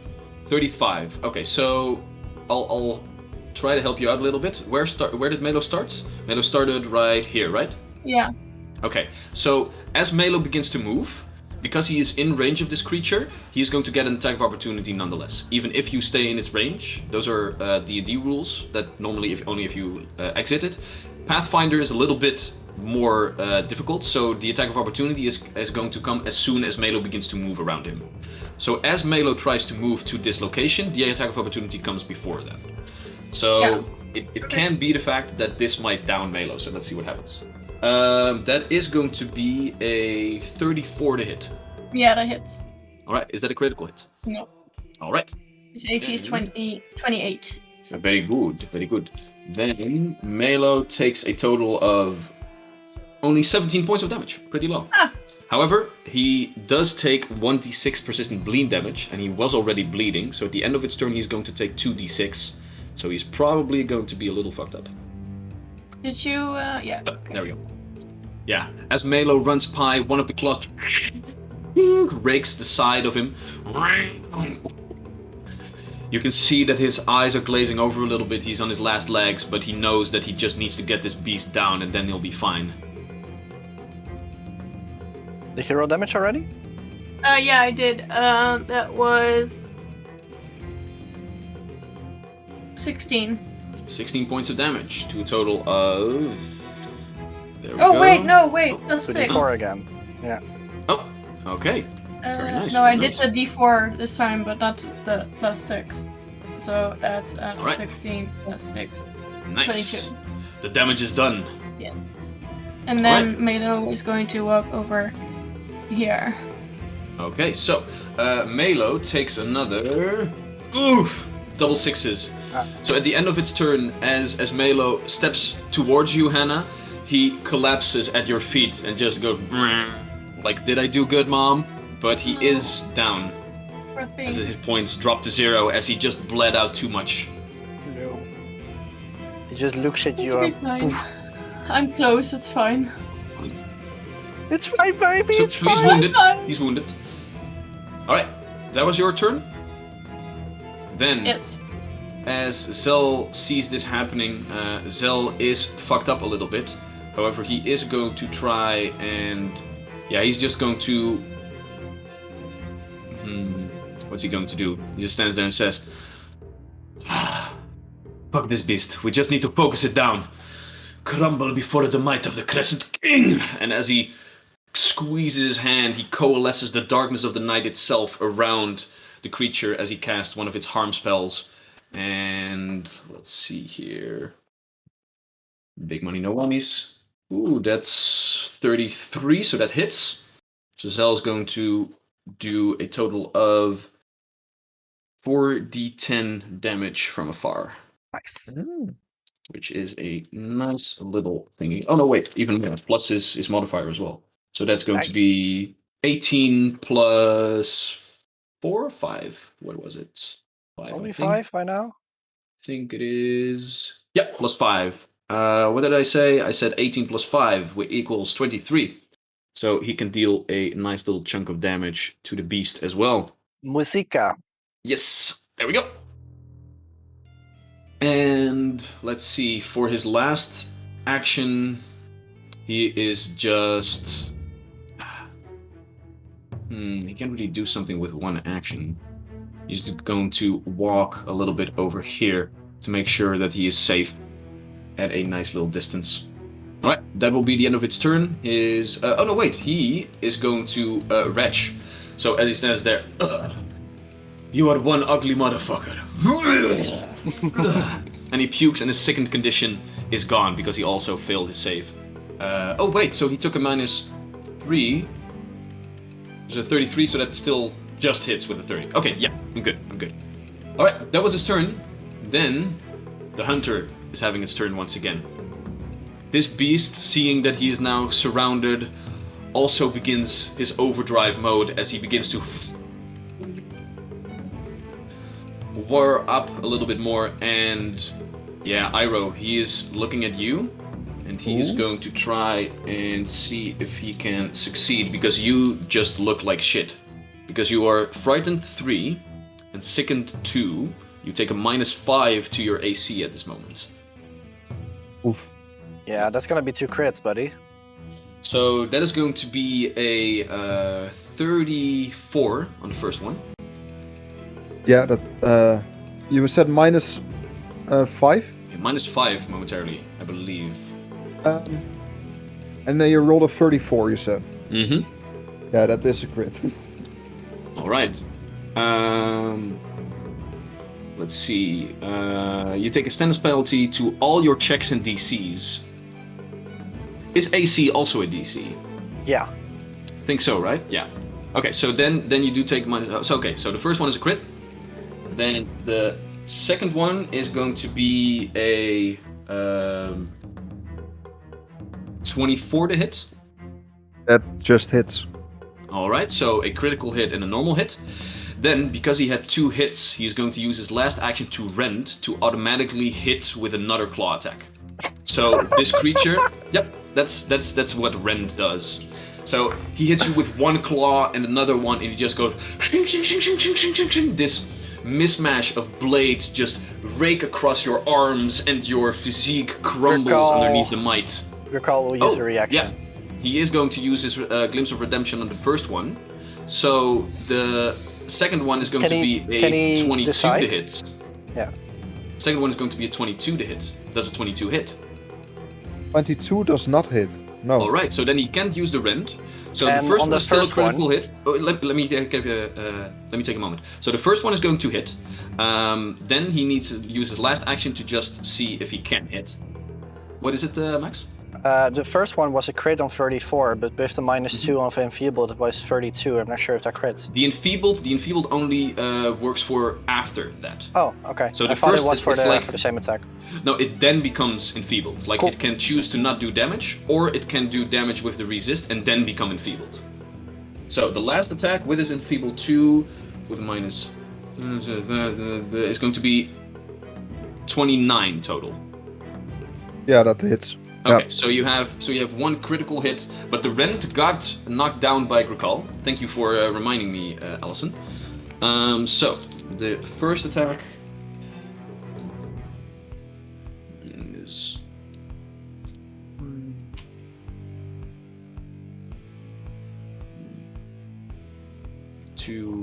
32 plus 18 for a total of 50 total. So the critical hit comes in at 50 with resistance 10 because of Grakal, brings you down 40 hit points, and you begin to bleed 2d6 points of bleed damage because it's a critical hit. And then the last attack comes in for a total of 22 points of slashing and bleed damage. Oh no, wait, 20, because he is enfeebled too, so the damage is also reduced. So you're down to 8, and you are bleeding from both arms and shoulders as all of these blades have raked your entire body. So you take 3d6 persistent bleed damage. So you realize at the end of your turn, you are probably going to bleed out unless something is done to you. Alright. That is going to end the Hunter's turn, however, as we turn our attention to Iroh. Yeah. So, I think first of all I should wrench.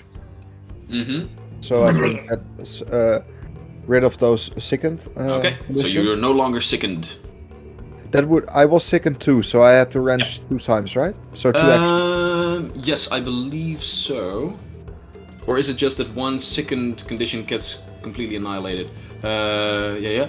Oh, alright, so you can do a fortitude save. Spend a single aggro wretched in an attempt to recover, which lets you immediately attempt a fortitude save against the DC of the effect that made you sickened. Okay.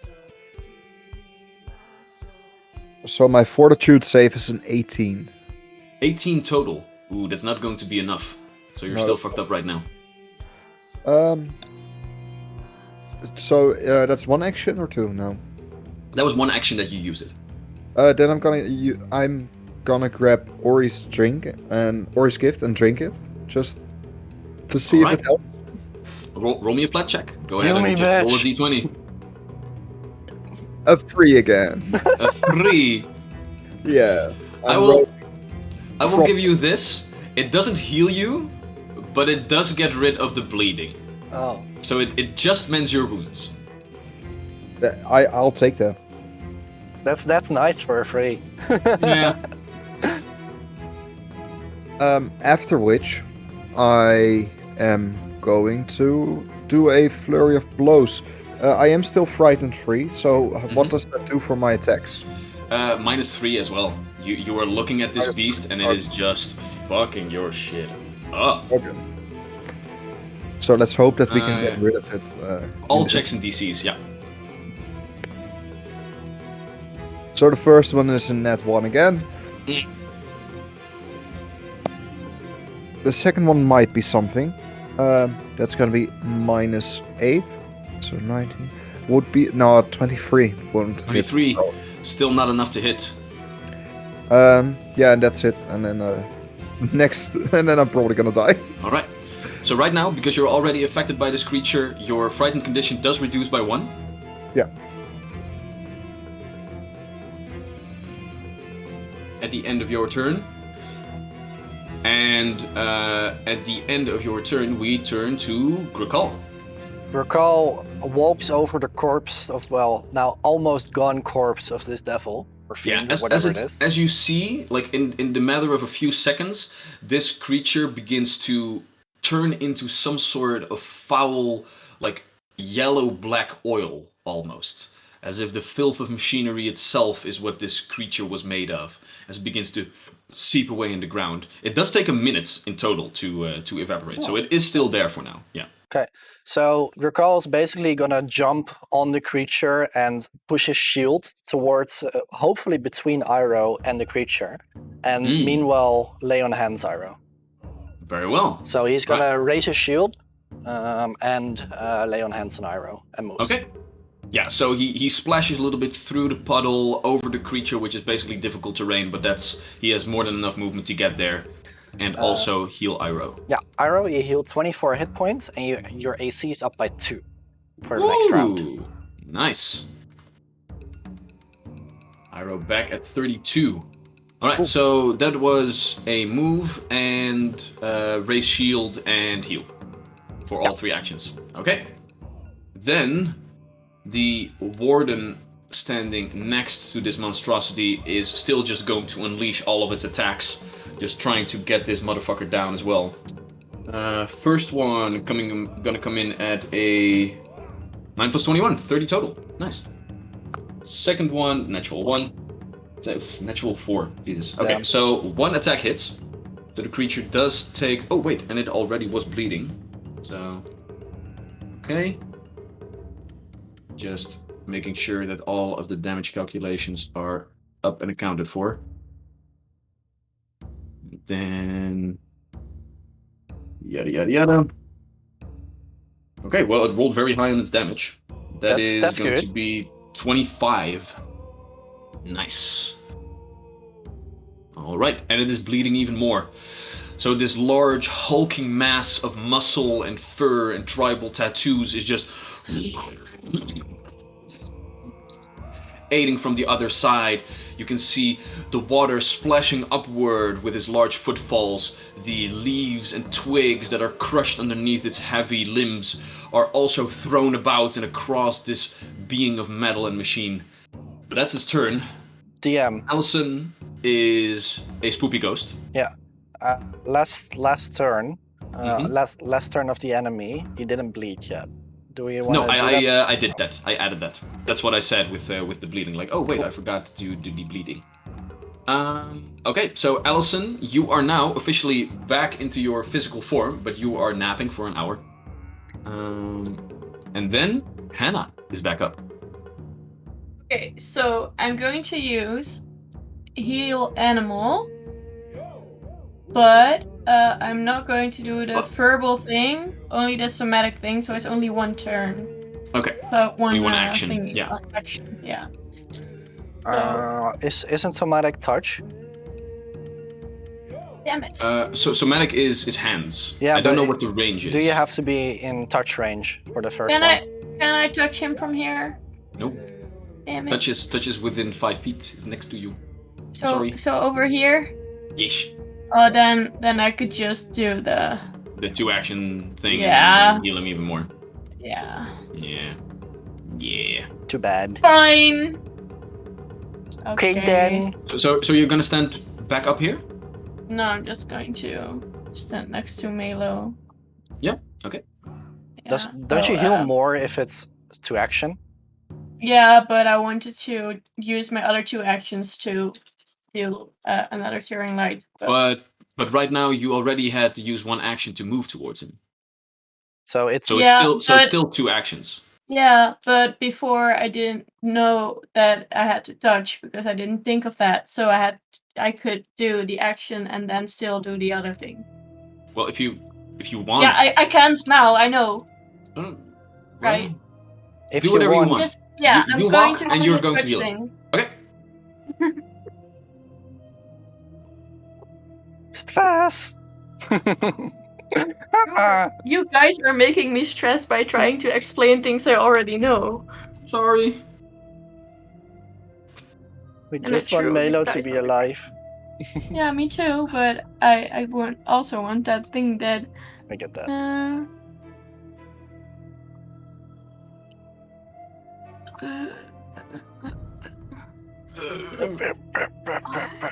Are those the sounds that Hannah makes while healing Melo? Yeah.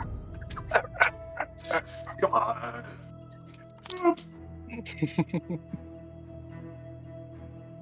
So Melo heals for 29 points. 29. All right. You're gonna put it in Melo? Very good. All right. So Put it in Melo. Melo, can Melo still stand up? Melo is prone on the ground, but he can use an has- action to stand up. Yeah, then he's going to stand up. All right. His wounds close up, and he stands up back in the fray. Okay. right, That's it. You still have 1 action left. No. that's true. No, because I walked and I did. Oh, but then I didn't have to walk. Yeah. There you Okay, Milo's going to walk away. I'm going to give it to Milo, and Milo's going to go over here. Whee! Melo stands up, ready to jump into the fight again, and you're just Nope. go sit the rest of it out. So fair enough, and Melo walks off. All right, that was your turn? Yeah.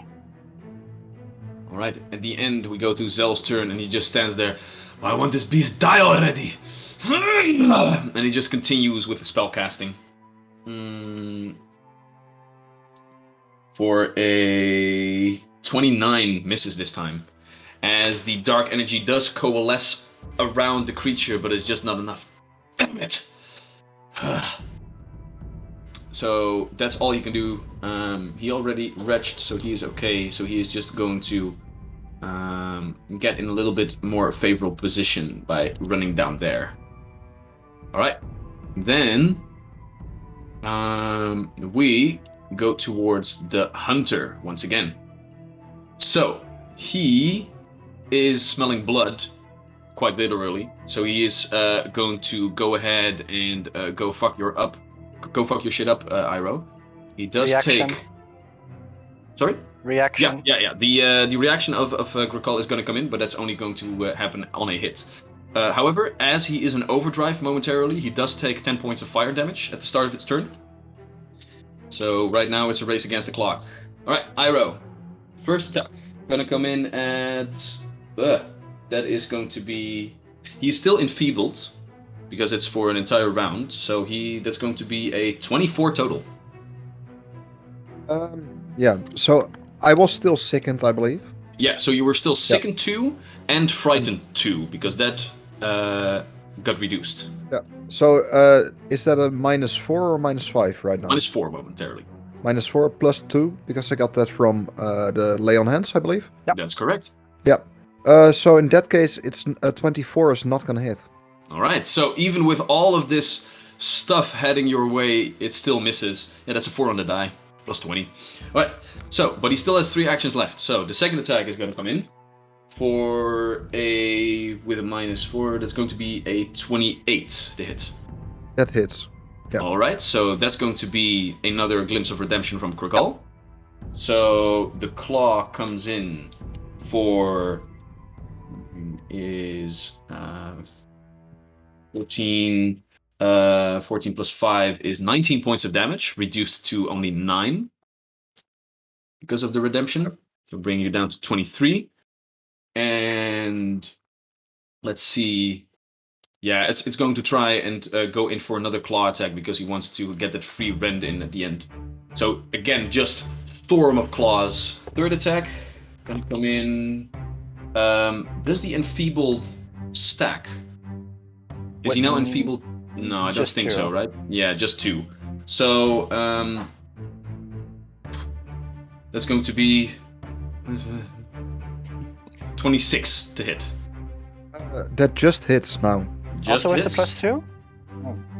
Yeah. My AC at the moment is 26. All right, so then he can do the thing. So the claw is going to come in at 17 points of damage. And then he is going to use his last action to rend, which basically means if he has hit with 2 claw attacks, he can use an action to automatically hit with a 3rd claw attack. So that will bring you down to 0. As a storm of claws are just digging into you, and the wounds that just got closed up by Ori's potion open up again, and with one fell swoop, sink!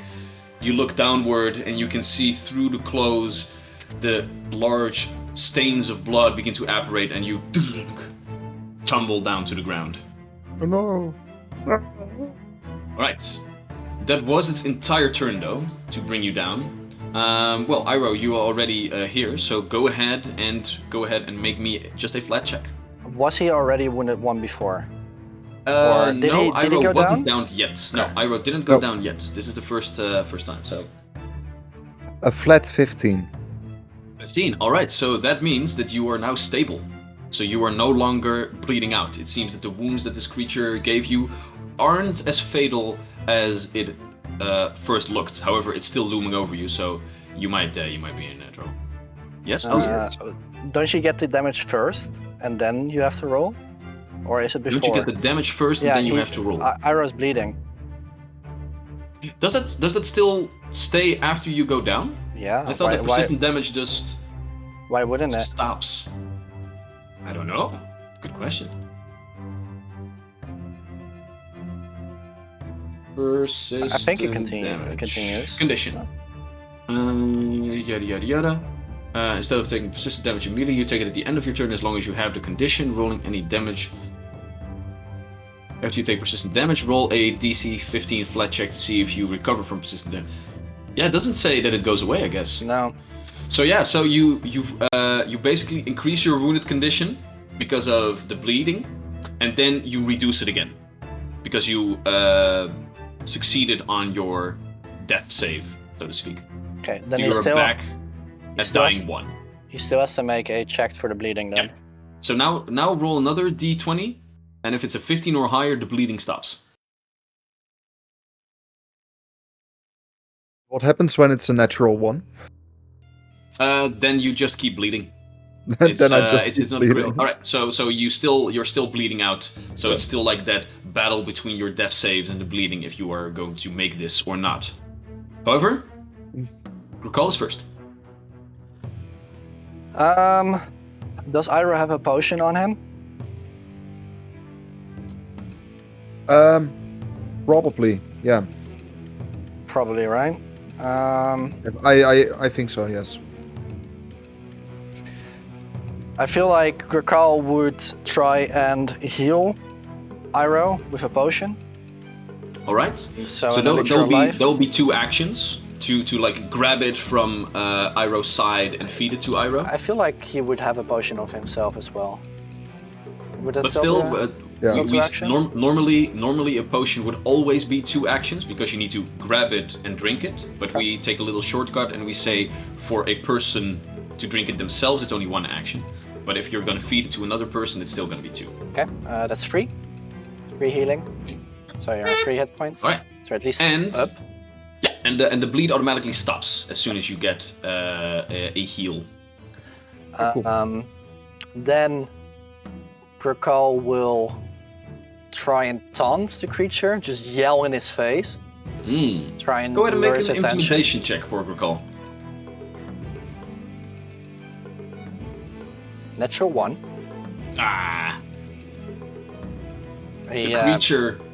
The creature completely in bloodlust doesn't really seem to care all that much about Grakal at this moment, as it is just raveling in the fact that his claws are completely drenched in the blood of his enemies. He tries yelling, and then just a little flame comes out, and he just has a high pitch. Doesn't really work. No, too bad. And he's gonna try and stand over Iroh. Iroh's a small creature. Can you stand on top of him? Well, I will say because he tried to taunt, that would also be an action. So Grakal already used all 3 of its actions. Cool. Okay. I'm sorry. There you go. Yeah, there you go. However, at the end of Grakal's turn, the Archwood Warden is just going to continue unleashing its onslaught. Let's see if it can get more than 1 hit in this time around. That's going to be a 32 on the first one. Let's see, with a -4, 13 plus 21 equals 34, -4 is a 30, so the second one hits as well with the claw. And then the third one, yeah, that's a 17 on the die, so that exactly hits. So all 3 attacks hit. Damn. Right. It's going to be a lot. Wait, that's a lot of damage. That might finish him. Oh. It might actually. I might have to, how do you want to do this myself? But... It would be a how would I want to do this? And so, how do I want to do this? So yeah, that is going to be 17, 24, plus 33 is 57? Yeah. 7. All right. As he begins to rake into this creature from all sides, it still stands at the end of the turn. However, it is now bleeding. The flames begin to erupt from all the open parts of this machine, and we turn our attention to Hannah as it is clearly standing on its last limbs, literally, because one of the limbs actually falls off to the ground and begins to already turn into black sludge. What do you do? Searing light, but not the level 4, level 3. Go ahead and make your attack roll. Hannah just only has Searing Light prepared, just all the spells. Oh, it worked perfectly the last time. Yeah. It's a 33. 33. Yeah, how do you want to do this? He has 3 hit points left. I guess. You guys could have also waited until the start of its turn to let it burn out. because he takes 10 points of fire damage at the start of its turn. Oh. Yeah. Right. How this do is I better want though. To do this? I want to the Searing Light to enter his body and then just completely burst out. All right. So as this creature is on his last legs, its open mouth trying to pump out that same sickly smoke that you saw in your dreams, it eventually turns its gaze towards you as those red beady eyes zoom in on you, and it can just see as you coalesce the energy once again in your staff.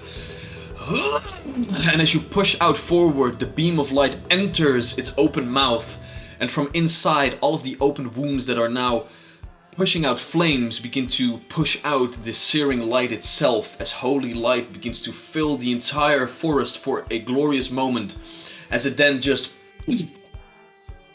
explodes into pieces of flesh, machine, bone, and claw, as it rains down over everything. The warden looks at all of you, Fang still bearing, questioning, but for now, a little bit calmer. One of the pieces and that's that where fell we'll take a little break. One of the pieces that fell from the creature hit Ira in the face. He's down again. No, Iro, you can feel like a piece of metal like fall in your stomach for a moment, getting you back to reality as the taste of the healing potion is just moving away, and you can see both creatures now evaporate into black and yellow sludge oil. Yo. Damn. Dope. There we go. The Pharaoh-Crosian hunters lie dead. Yeah, cool creatures. Nice. All right. We will be back in 15 minutes at let's just make it 10:18 to continue this endeavor, and let's see if you guys can make a nice little impression on the Archwood Warden. Good job that you guys critically succeeded on this ritual, because otherwise it would have been dead. And you saved it. So yay. So Allison, you sacrificed yourself, but it did make sure that this creature was still alive. So Exactly. Good job. Good I job. still had a character to play, so that wasn't too It's bad. a lot of characters to play, yeah. Right. And that's a great power of Allison, that he can sacrifice himself. Well, it is very nice to be immortal. Yeah. All right, we'll be back in 15. See you guys then. Cool. Bye-bye. Ciao. And we're back. So, to jump back into the game. Last we left off, I the died. heroes of the pack were setting up their microphone, if you're mixing.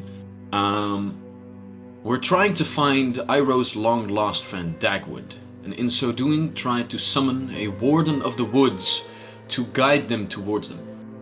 However, after completing the ritual of summoning this warden, which is a gigantic, muscular, quadriplegic beast of fur and tribal tattoos with antler horns on top of its heads and teeth, you saw that you didn't just summon this creature.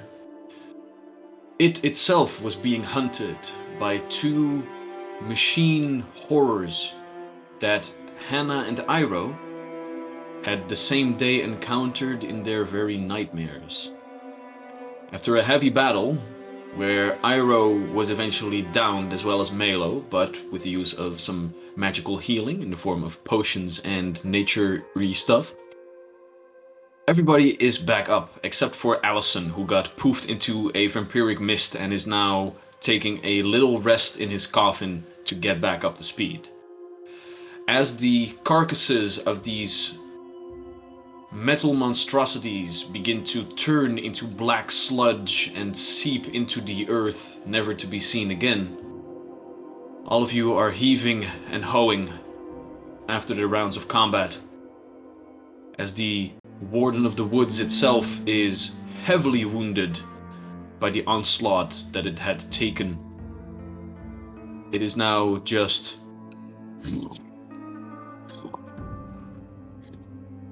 breathing heavily as it gazes towards all of you. Could you do you lower your camera a little bit? Ish. Perfect. So he walks towards us? For now, he's just standing there, breathing heavily and eyeing you over with a suspicious look. I slowly walk towards him and ask, Can I help you? You seem wounded. In what language do you speak?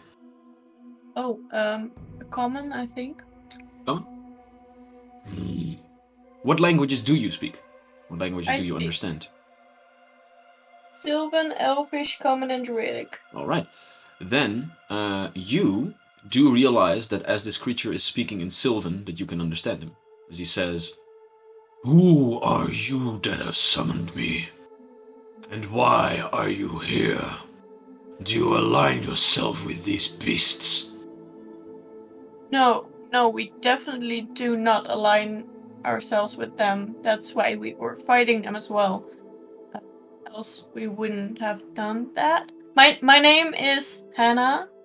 I'm a druid, as you can see, and we are looking for someone that we believe is with one of your kind. And that's why we summoned you, because we are looking for that guy. Yeah, you get the gist. These woods are unsafe. I have no time for idle chit-chat, and I am not someone to guide you to some random person. It's not a random person. We believe he's not doing well, and I don't know what's happening to him, but we need to help him. That's all we know. And maybe we can help you while helping him. We are pretty powerful. Like, we can do stuff. Go ahead and make a diplomacy check. Oh, sorry, we're cuteness. We're cute. Cuteness. Yes. Okay, so make 2 diplomacy checks. First to see if you are cute. Of course you are. Does he think the same? That's the question. That's a good That's a question. real question. Diplomacy. I rolled 2 7s, so it's 2 19s. 2 19s. Yes. You are not cute enough, he says. No. Bastard. No, but for now he just says, I have no time. I have things to take care of. I thank you for your assistance in dispatching these beasts, but I must be off. But maybe we can help you with because we had a dream about these creatures as well, so maybe that means that we need to help you. Who are you? We are the pack. And why isn't Allison here? I don't say this out loud, but I did. Fuck you, Allison! Don't die! Damn it! I'm still here as well, you know that. Yeah. But you're do you Ira. understand? You can't do you understand understand him, Sylvan? do you? Oh yeah.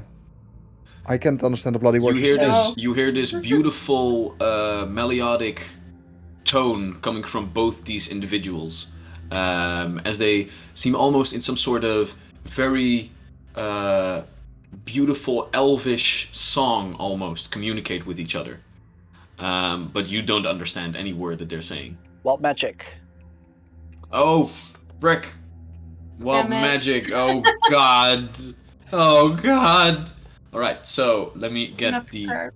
wild magic table ready. And as I have it, where is it? There is it. Okay, got it. Go ahead and roll me a d20 in chat, Max. Let's see what happens. Why isn't it rolling? No. Oh, no, there's. That's an 8. An 8. All right. So, as all of you are standing in the middle of this conversation and the warden is trying to move away from it, you all certainly realize that you are floating off the air as the artifact gives out a pulse of magical energy and gives everybody the power of flight. These mellow melody-like tones that come from Sylvan just makes Iroh kind of seem to float, and then it appears that I am actually floating. Yeah, indeed, Oh, indeed. nice. Nice. All right, so as this goes on, Zell now also steps forward and in Sylvan begins to mix with the conversation as the warden is trying to move away. He says, "As you can see, we are powerful enough to grant you boons. May this power of flight aid you in your travels. But next to that, we are not just looking for a random person. Do you not align yourself with the unicorns of this realm?" "I do, and what of it?" "The one that we seek. Iroh. Your friend. Who does he serve?" A Kirin named Auro Whitehoof. "The Kirin known as Auro Whitehoof is his master. We are looking for him. He is in dire need of our aid. Perhaps for the same problems that are befalling all of you."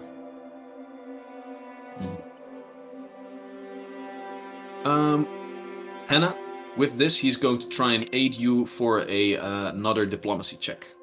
Okay. Zell is going to roll 8 plus 15. He's going to be a 23, so you get a +1 on your diplomacy check. Nice. That is 27. 27. Right.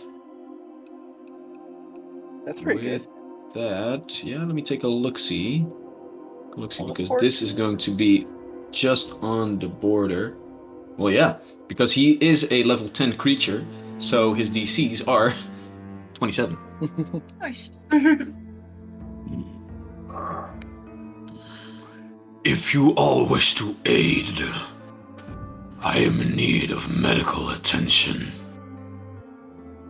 You wield powers, yes. If you could tend to my wounds, perhaps I can aid you in what you seek." Yes. I Then believe this is a cue for you, Hannah. I'm going to use a thing that I forgot about, but I didn't write it down apparently, so that's stupid. But it should be in the player notes somewhere. But at least I'm healing him. And I think that One of Krukal the would heal him root. as well. Excuse me, what do you say, Crystal? That I believe that Krukal would also heal. Right, Krukal will also stand there. So, "I will have a moment, and after I can bring the blessing of Kuranao to one and all. His light can shine even in the darkest nights." Yes. Here. That sounds like something that Krukal would say, wouldn't it? Yeah, I agree. Yeah. definitely does.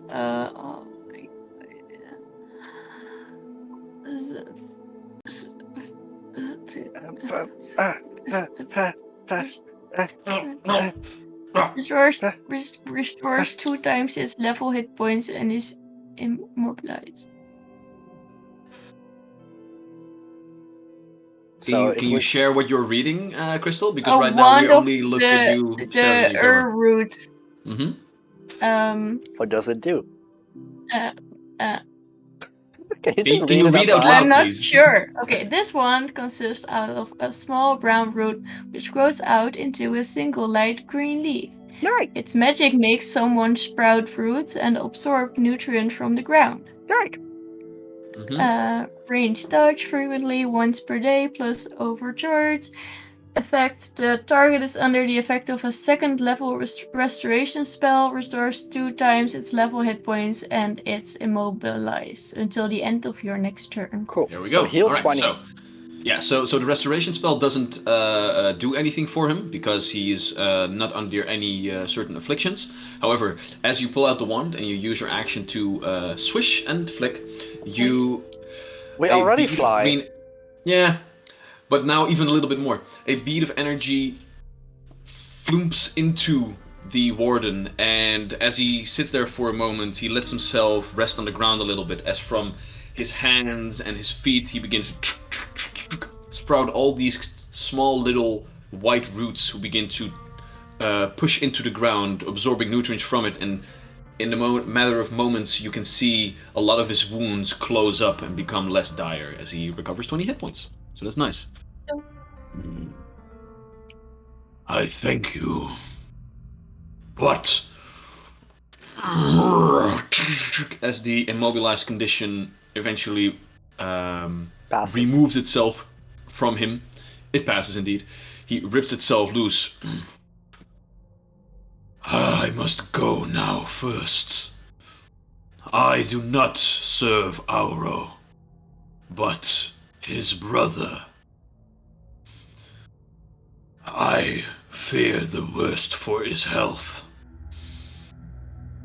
I must tend to him first. Can we assist you? You are free to follow as you wish.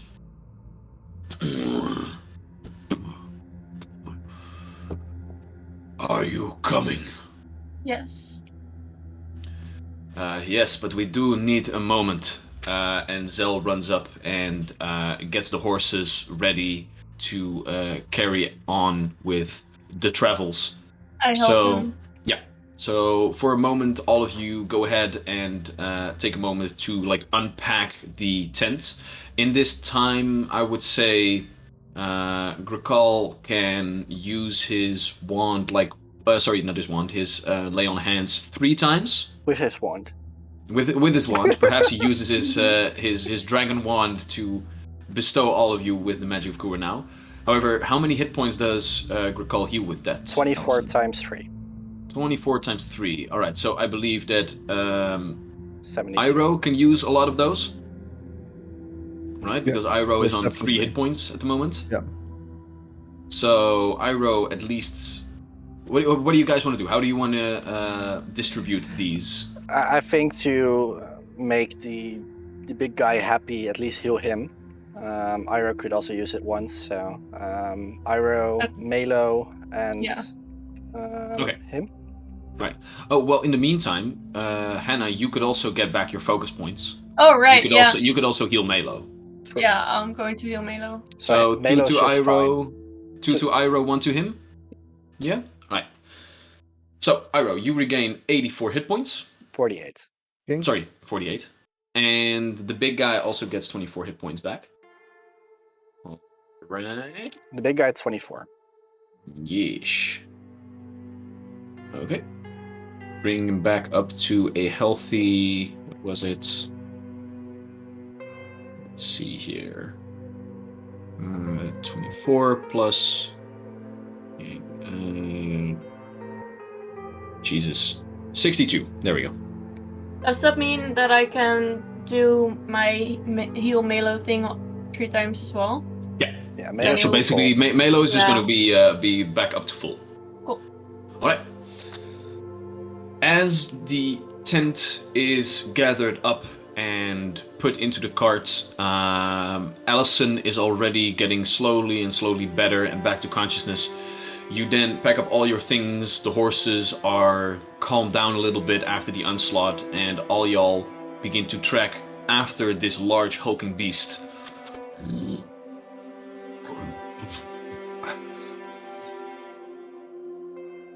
And it begins to tremble forward with pretty fast pace, and all of you will need to do a little bit of effort to catch up with him. He has a traveling speed of 40 feet, a movement speed. So I believe that with the horse-drawn carriage, all of you can keep up. But who jumps on the carriage and is going to drive? Well, Iroh can Me. keep up on his own. I have a movement speed of 40 as well. So I think somebody else will do that. I will have a Right. movement speed of 0. Yeah, you right now are sleepy. I do the horse driving. You do the horse driving. All right. Go ahead and make a ride check, which is, what was it again? Nature? Survival, nature. Survival, nature? I don't know. Go ahead and do. Riding? Oh no, wait. This is a nature. This is a nature check because you do basically do the animal handling feature of that. Yeah, some nature. 35. 35. All right. As this large hulking behemoth begins to rumble through the dark woods, you are able to keep up, and the horses are maneuvered through the different trees, making sure that you don't hit anything. However, as you guys travel after this beast, you do see that the entire forest is still a little bit misty, as he seemingly seems to transport you to, some sort of different locale than normal mortal means could bring you. However, as you guys gallop behind it, you do eventually lose him a little bit in the distance, not too far, but he's like 50 feet ahead of you, and eventually as he turns across one large tree, he momentarily is out of sight, and there you can see that he stops his movement as he begins to howl. Almost. We almost heard that. As all of you catch up to him, and there you can see that he is standing next to the corpse of a beautiful, magnificent unicorn, with his white manes completely smothered by the deep crimson blood that flows from a deep gash in his belly. You can see different small puddles of other blackish blood from these fiend-like creatures in different puddles around him, as well as 3 other of these wardens that also lie dead on the ground, died defending their master.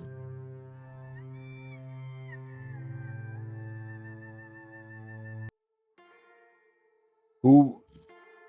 So this is the brother of Auro.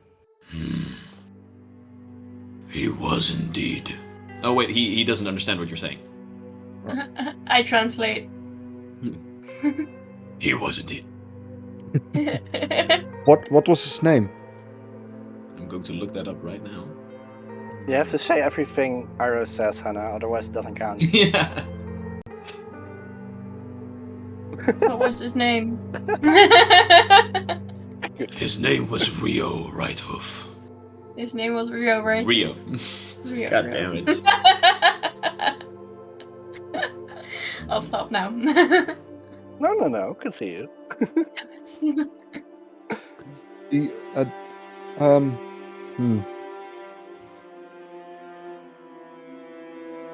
What does this say about Auro? Is he safe or is he also being hunted? I do not know. He steps forward and goes to the ground a little bit in mourning, nuzzles a little bit with Rio, and just sits there for a moment. Can I try and this is not a spell I have, I think, but can I try and make flowers grow around his body? I'd say, With focusing on nature. huh? Sure. Go ahead and make a nature check for me.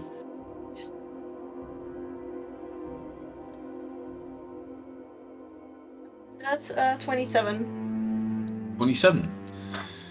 You step from the carriage and step down to the ground, and you connect with nature as you have done many times before. And it seems that the presence of this beast, the death of it, fills you with a deep, deep sorrow and sadness. you can realize that these creatures are beautiful and a boon to whatever land they might tread upon. But you can also use it to tap into the nature magics a little bit, and using this sadness, using its connection to nature, you focus, and around it, different nightly purple and deep blue flowers begin to bloom around it as a nice little grave is made for it. Hannah turns blue.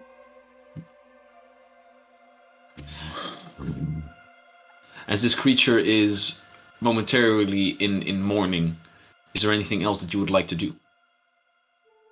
Am I awake yet? I'd say not yet. Okay, then I don't do anything. Well, on the one hand, I would like to get going, so to find Aro and such. And I'm really interested to see what these wardens are, who these wardens are working for and such. But I think that this warden deserves some respect, and also the Kieran that's laying there, so that we maybe should give him some time in that regard. Yeah, I'd also like to give him some time to mourn. All right. As he begins to whisper a couple of words in Sylvan, we will say that as you give him a moment to mourn, the casket opens up and Allison rises from his deep slumber and is with us once And more. I fly. And you fly whee to the pile of clothes that were put neatly next to your... Very quickly. You get dressed. I walk out. What? Oh. I walk out. I look around a bit. May I inspect?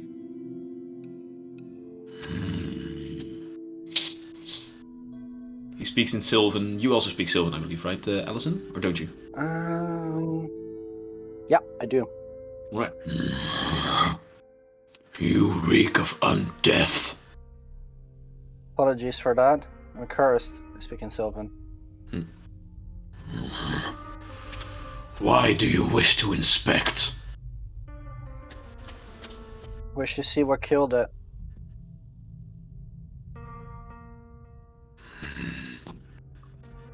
As you wish. And I woke up and I try and learn as much as I can. Go ahead and make a medicine check. Mostly also timing of death, that kind of stuff.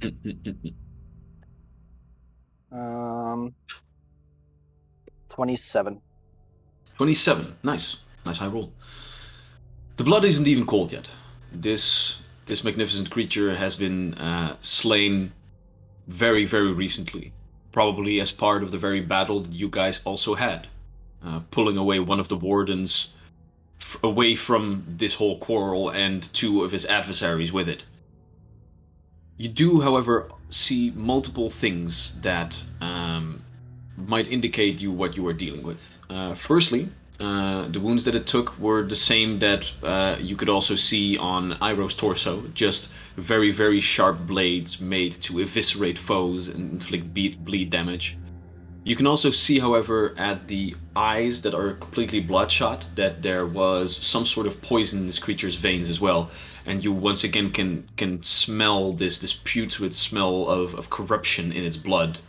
Another thing that you begin to realize as you quickly make a scan of the unicorn is that you learn a couple of things about its physique. This creature, while powerful, it was just a person. It's not like it's a omnipotent being. D&D.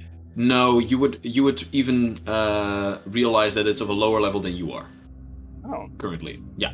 And you could also realize that looking at like how beautiful its mane is, it must have some sort of innate magical abilities. Was it a Kieran or a unicorn? This is just a unicorn. Well, just a unicorn, still. Beginning to realize once again that unicorns, while magnificent in their own way, are just a race of beings as well. Yeah, it's a rare race, right? Or pretty rare, yeah. You don't normally, and also very, very secluded. Got go ahead and make like a nature check, I guess, to see what you know about those beings. Does it have silver blood? Do we want to go with the Harry Potter theme? then sure, it has silver blood. Is it worth something? No, just kidding. Just kidding. What's your nature check? 27 again. 27. Ooh, nice and high. Right. So you would know that unicorns are indeed very rare, and normally when they are found to live in a grove, they bring prosperity and also luck to the denizens and the nature and forest itself. So they take on these guardianship roles of certain forests and woodlands as their protector, and you begin to think to yourself if like the luck thing, if that's just superstition, or if there actually might be something to it, and that these creatures have some innate positivity radiating from it. You certainly, with your nature and medicine checks combined, you do get like some divine vibes from this being. So you realize that it's probably like some sort of divine spellcaster innately. As I am inspecting, etc., I ask, "Okay, guys, can you fill me in? What happened when I was gone? Where are we not right now? What have we discussed?" Well, I don't know.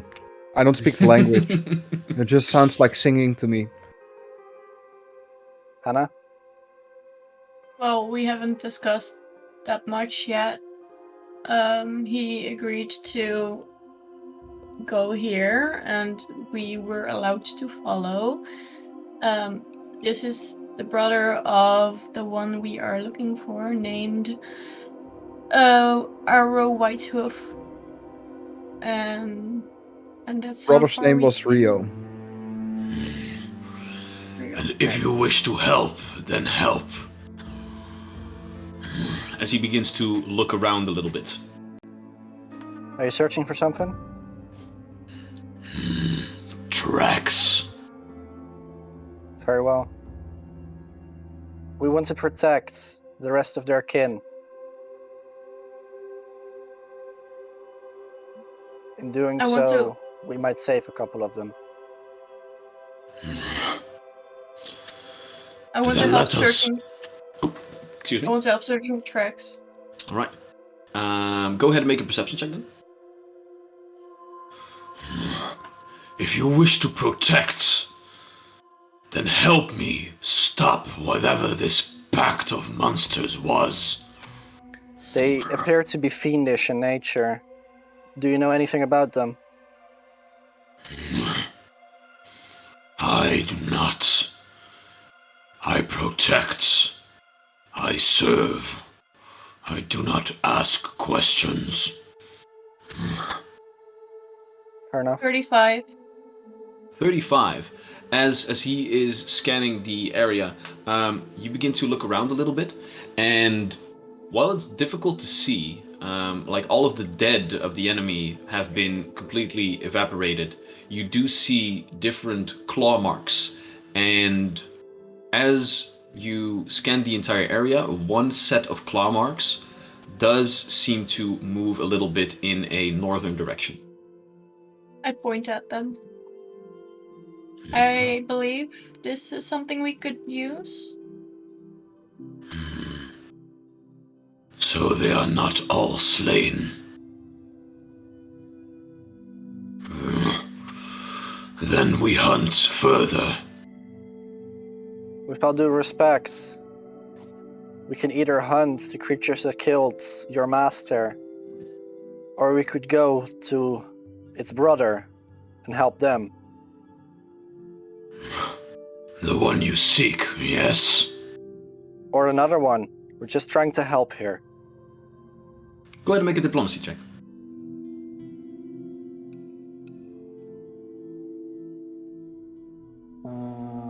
That is a 25. 25. You speak of help, but I believe you only serve your own goals.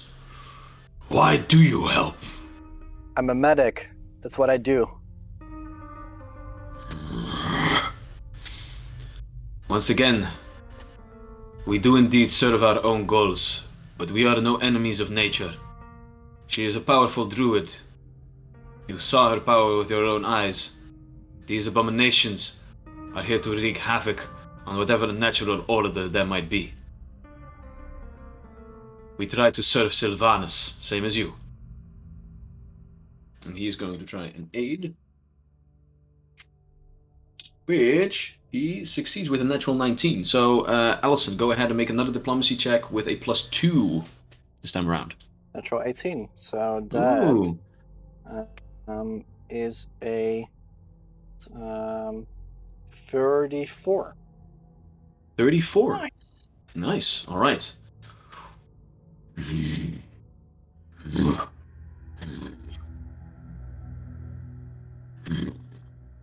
He's a little bit torn between multiple trains of thought, and then he eventually just says,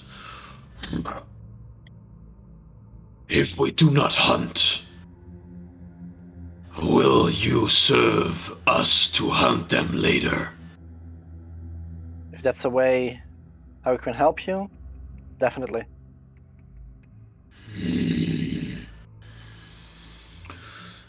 He puts out his claw and he marks a sign in the ground.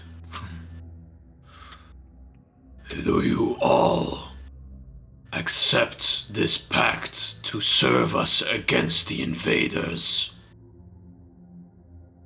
And you feel a shiver run down your spine as he says these words. He almost howls them at every one of you, and there's a certain tension in the air, as if a storm is about to strike. I He has hesitate asked you for a this bit. question. I look at the other guys for a little bit in common. I ask, Aro, is just getting to your friend a good enough return for helping them? So if they help us find Deckwood, that we would help them with this. Exactly. Yeah, no problem. Is it a particular rune that's written on the ground? Go ahead and make a lore rune check. Can I help? You can. Okay. Well, it's not really an aid check. This is just a check on your own. You can also see if you realize and understand what this is. 26. 26. 24. 24. Allison, you do realize that it is a rune of like Old Sylvan, in the same Old Sylvanic tongue that Hannah also carved, that you actually carved into the piece of wood as part of the ritual. It's in that like same language, same alphabet, and it has a very very basic meaning, like pact or bond or link, something like that. Can I use my runic lore to accept it by also writing a rune? It's he has asked you a question, and it feels more as if your words, like this rune, the rune is there. The answer can be spoken. We accept. I accept. Recall accepts as well. Gurkal likes to hunt anyways. Indeed. I accept too. I indeed like to assist nature. Wow. Yo. No. I accept too. This is what we need to do. As each and every one of you speaks these words, as soon as you speak it, you feel this this pressure hit you from all sides for a moment. This just run through your entire body, soft but very solidifying, if that makes sense. And whatever you have just said, it is more than just a bound of words. That something has happened here, and you realize that this pact that you have entered is probably not something so easily thwarted. Ooh. Iroh is allergic to such things. Hannah, Yes. go ahead. Well, Allison, go ahead. And Hannah wouldn't really notice. Iroh, you could go ahead and make a nature check for Iroh and a nature check for Allison. I feel offended. Yeah, no, I'm sorry. Like you are a little bit of a fey creature, but you don't really have knowledge of fey. So I was like, oh I no, read you wouldn't books. Yeah, did you read books? Sure, go ahead and make a Yeah. nature check. Go ahead and make a nature check. I use my halfling luck for this. All right. I have a natural 17 for a 30. Ooh. I have a natural 17 for something way lower. 25. 25. Still pretty good. Still pretty good. I have a natural 13 for a 32. All right. Damn. All of you realize. That's All of you 19. realize. As you look at each other, all of you realize. Fey creatures have been always known to make certain dealings to trick people into signing contracts, and a promise for a fey creature, as you might have read in certain fairy tales or other certain books, is more than just a promise. Promises for fey are binding in some certain way. And as you have now entered a verbal agreement with a fey creature, there is probably some sort of ancient magics at work that, well, might have some effects if you choose to just break this contract. Do we now have your trust then? You have my cooperation. If we first must see Auro, then I will take you to him before we continue our hunt.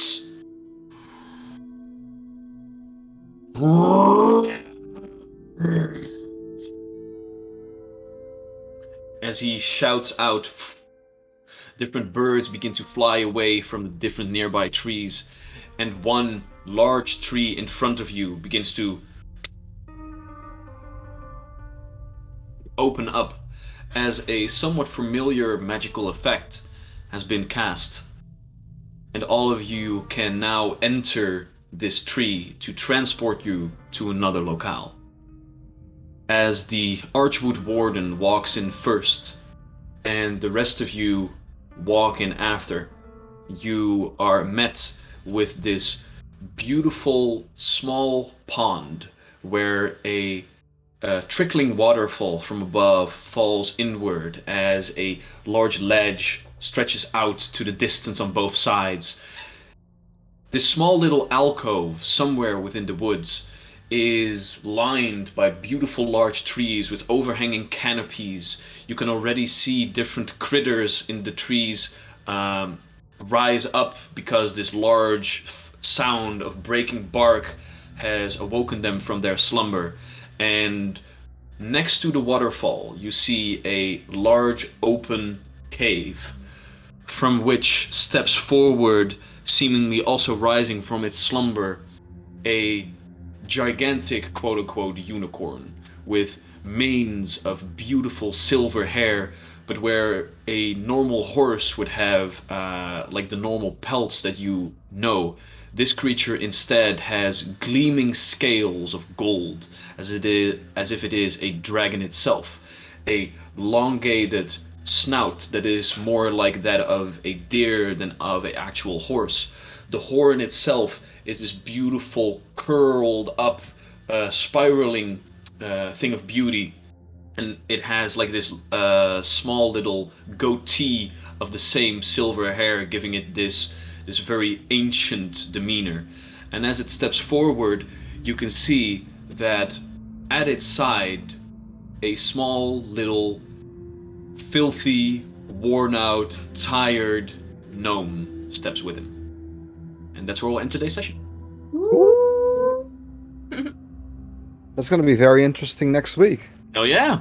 We will be introduced to the character To known as Dagwood. Dagwood. Hell yeah. But for now, you guys have slayed some fiends, Yeah. saved a Archwood Warden, which made these things a lot easier. It did. Had Allison die again, Yeah, but it was a good sacrifice. It was a good sacrifice. Yeah, All in all, that's the great power of Allison these days. He can make those great sacrifices without Max having to write up a whole new character. That is otherwise, actually a positive point of being a vampire. It is. oh yeah. That's true. So yeah, That's true. next week we will see what kind of horrors haunt these forests, and we will see if Dagwood can be saved from his servitude to Auro Whitehoof. Yes. Oh yeah. For now, at least, thank you all so much for watching. We'll be back here next Sunday to continue these shenanigans, hopefully with Charlie present as well. For now, enjoy the last hour of your weekend. Remember that we all love you. And have very, very much funs this coming week as well. Yes. Right. Enjoy the weather. Yeah. Enjoy the weather, yeah, if it's gonna be good again. Right. Bye.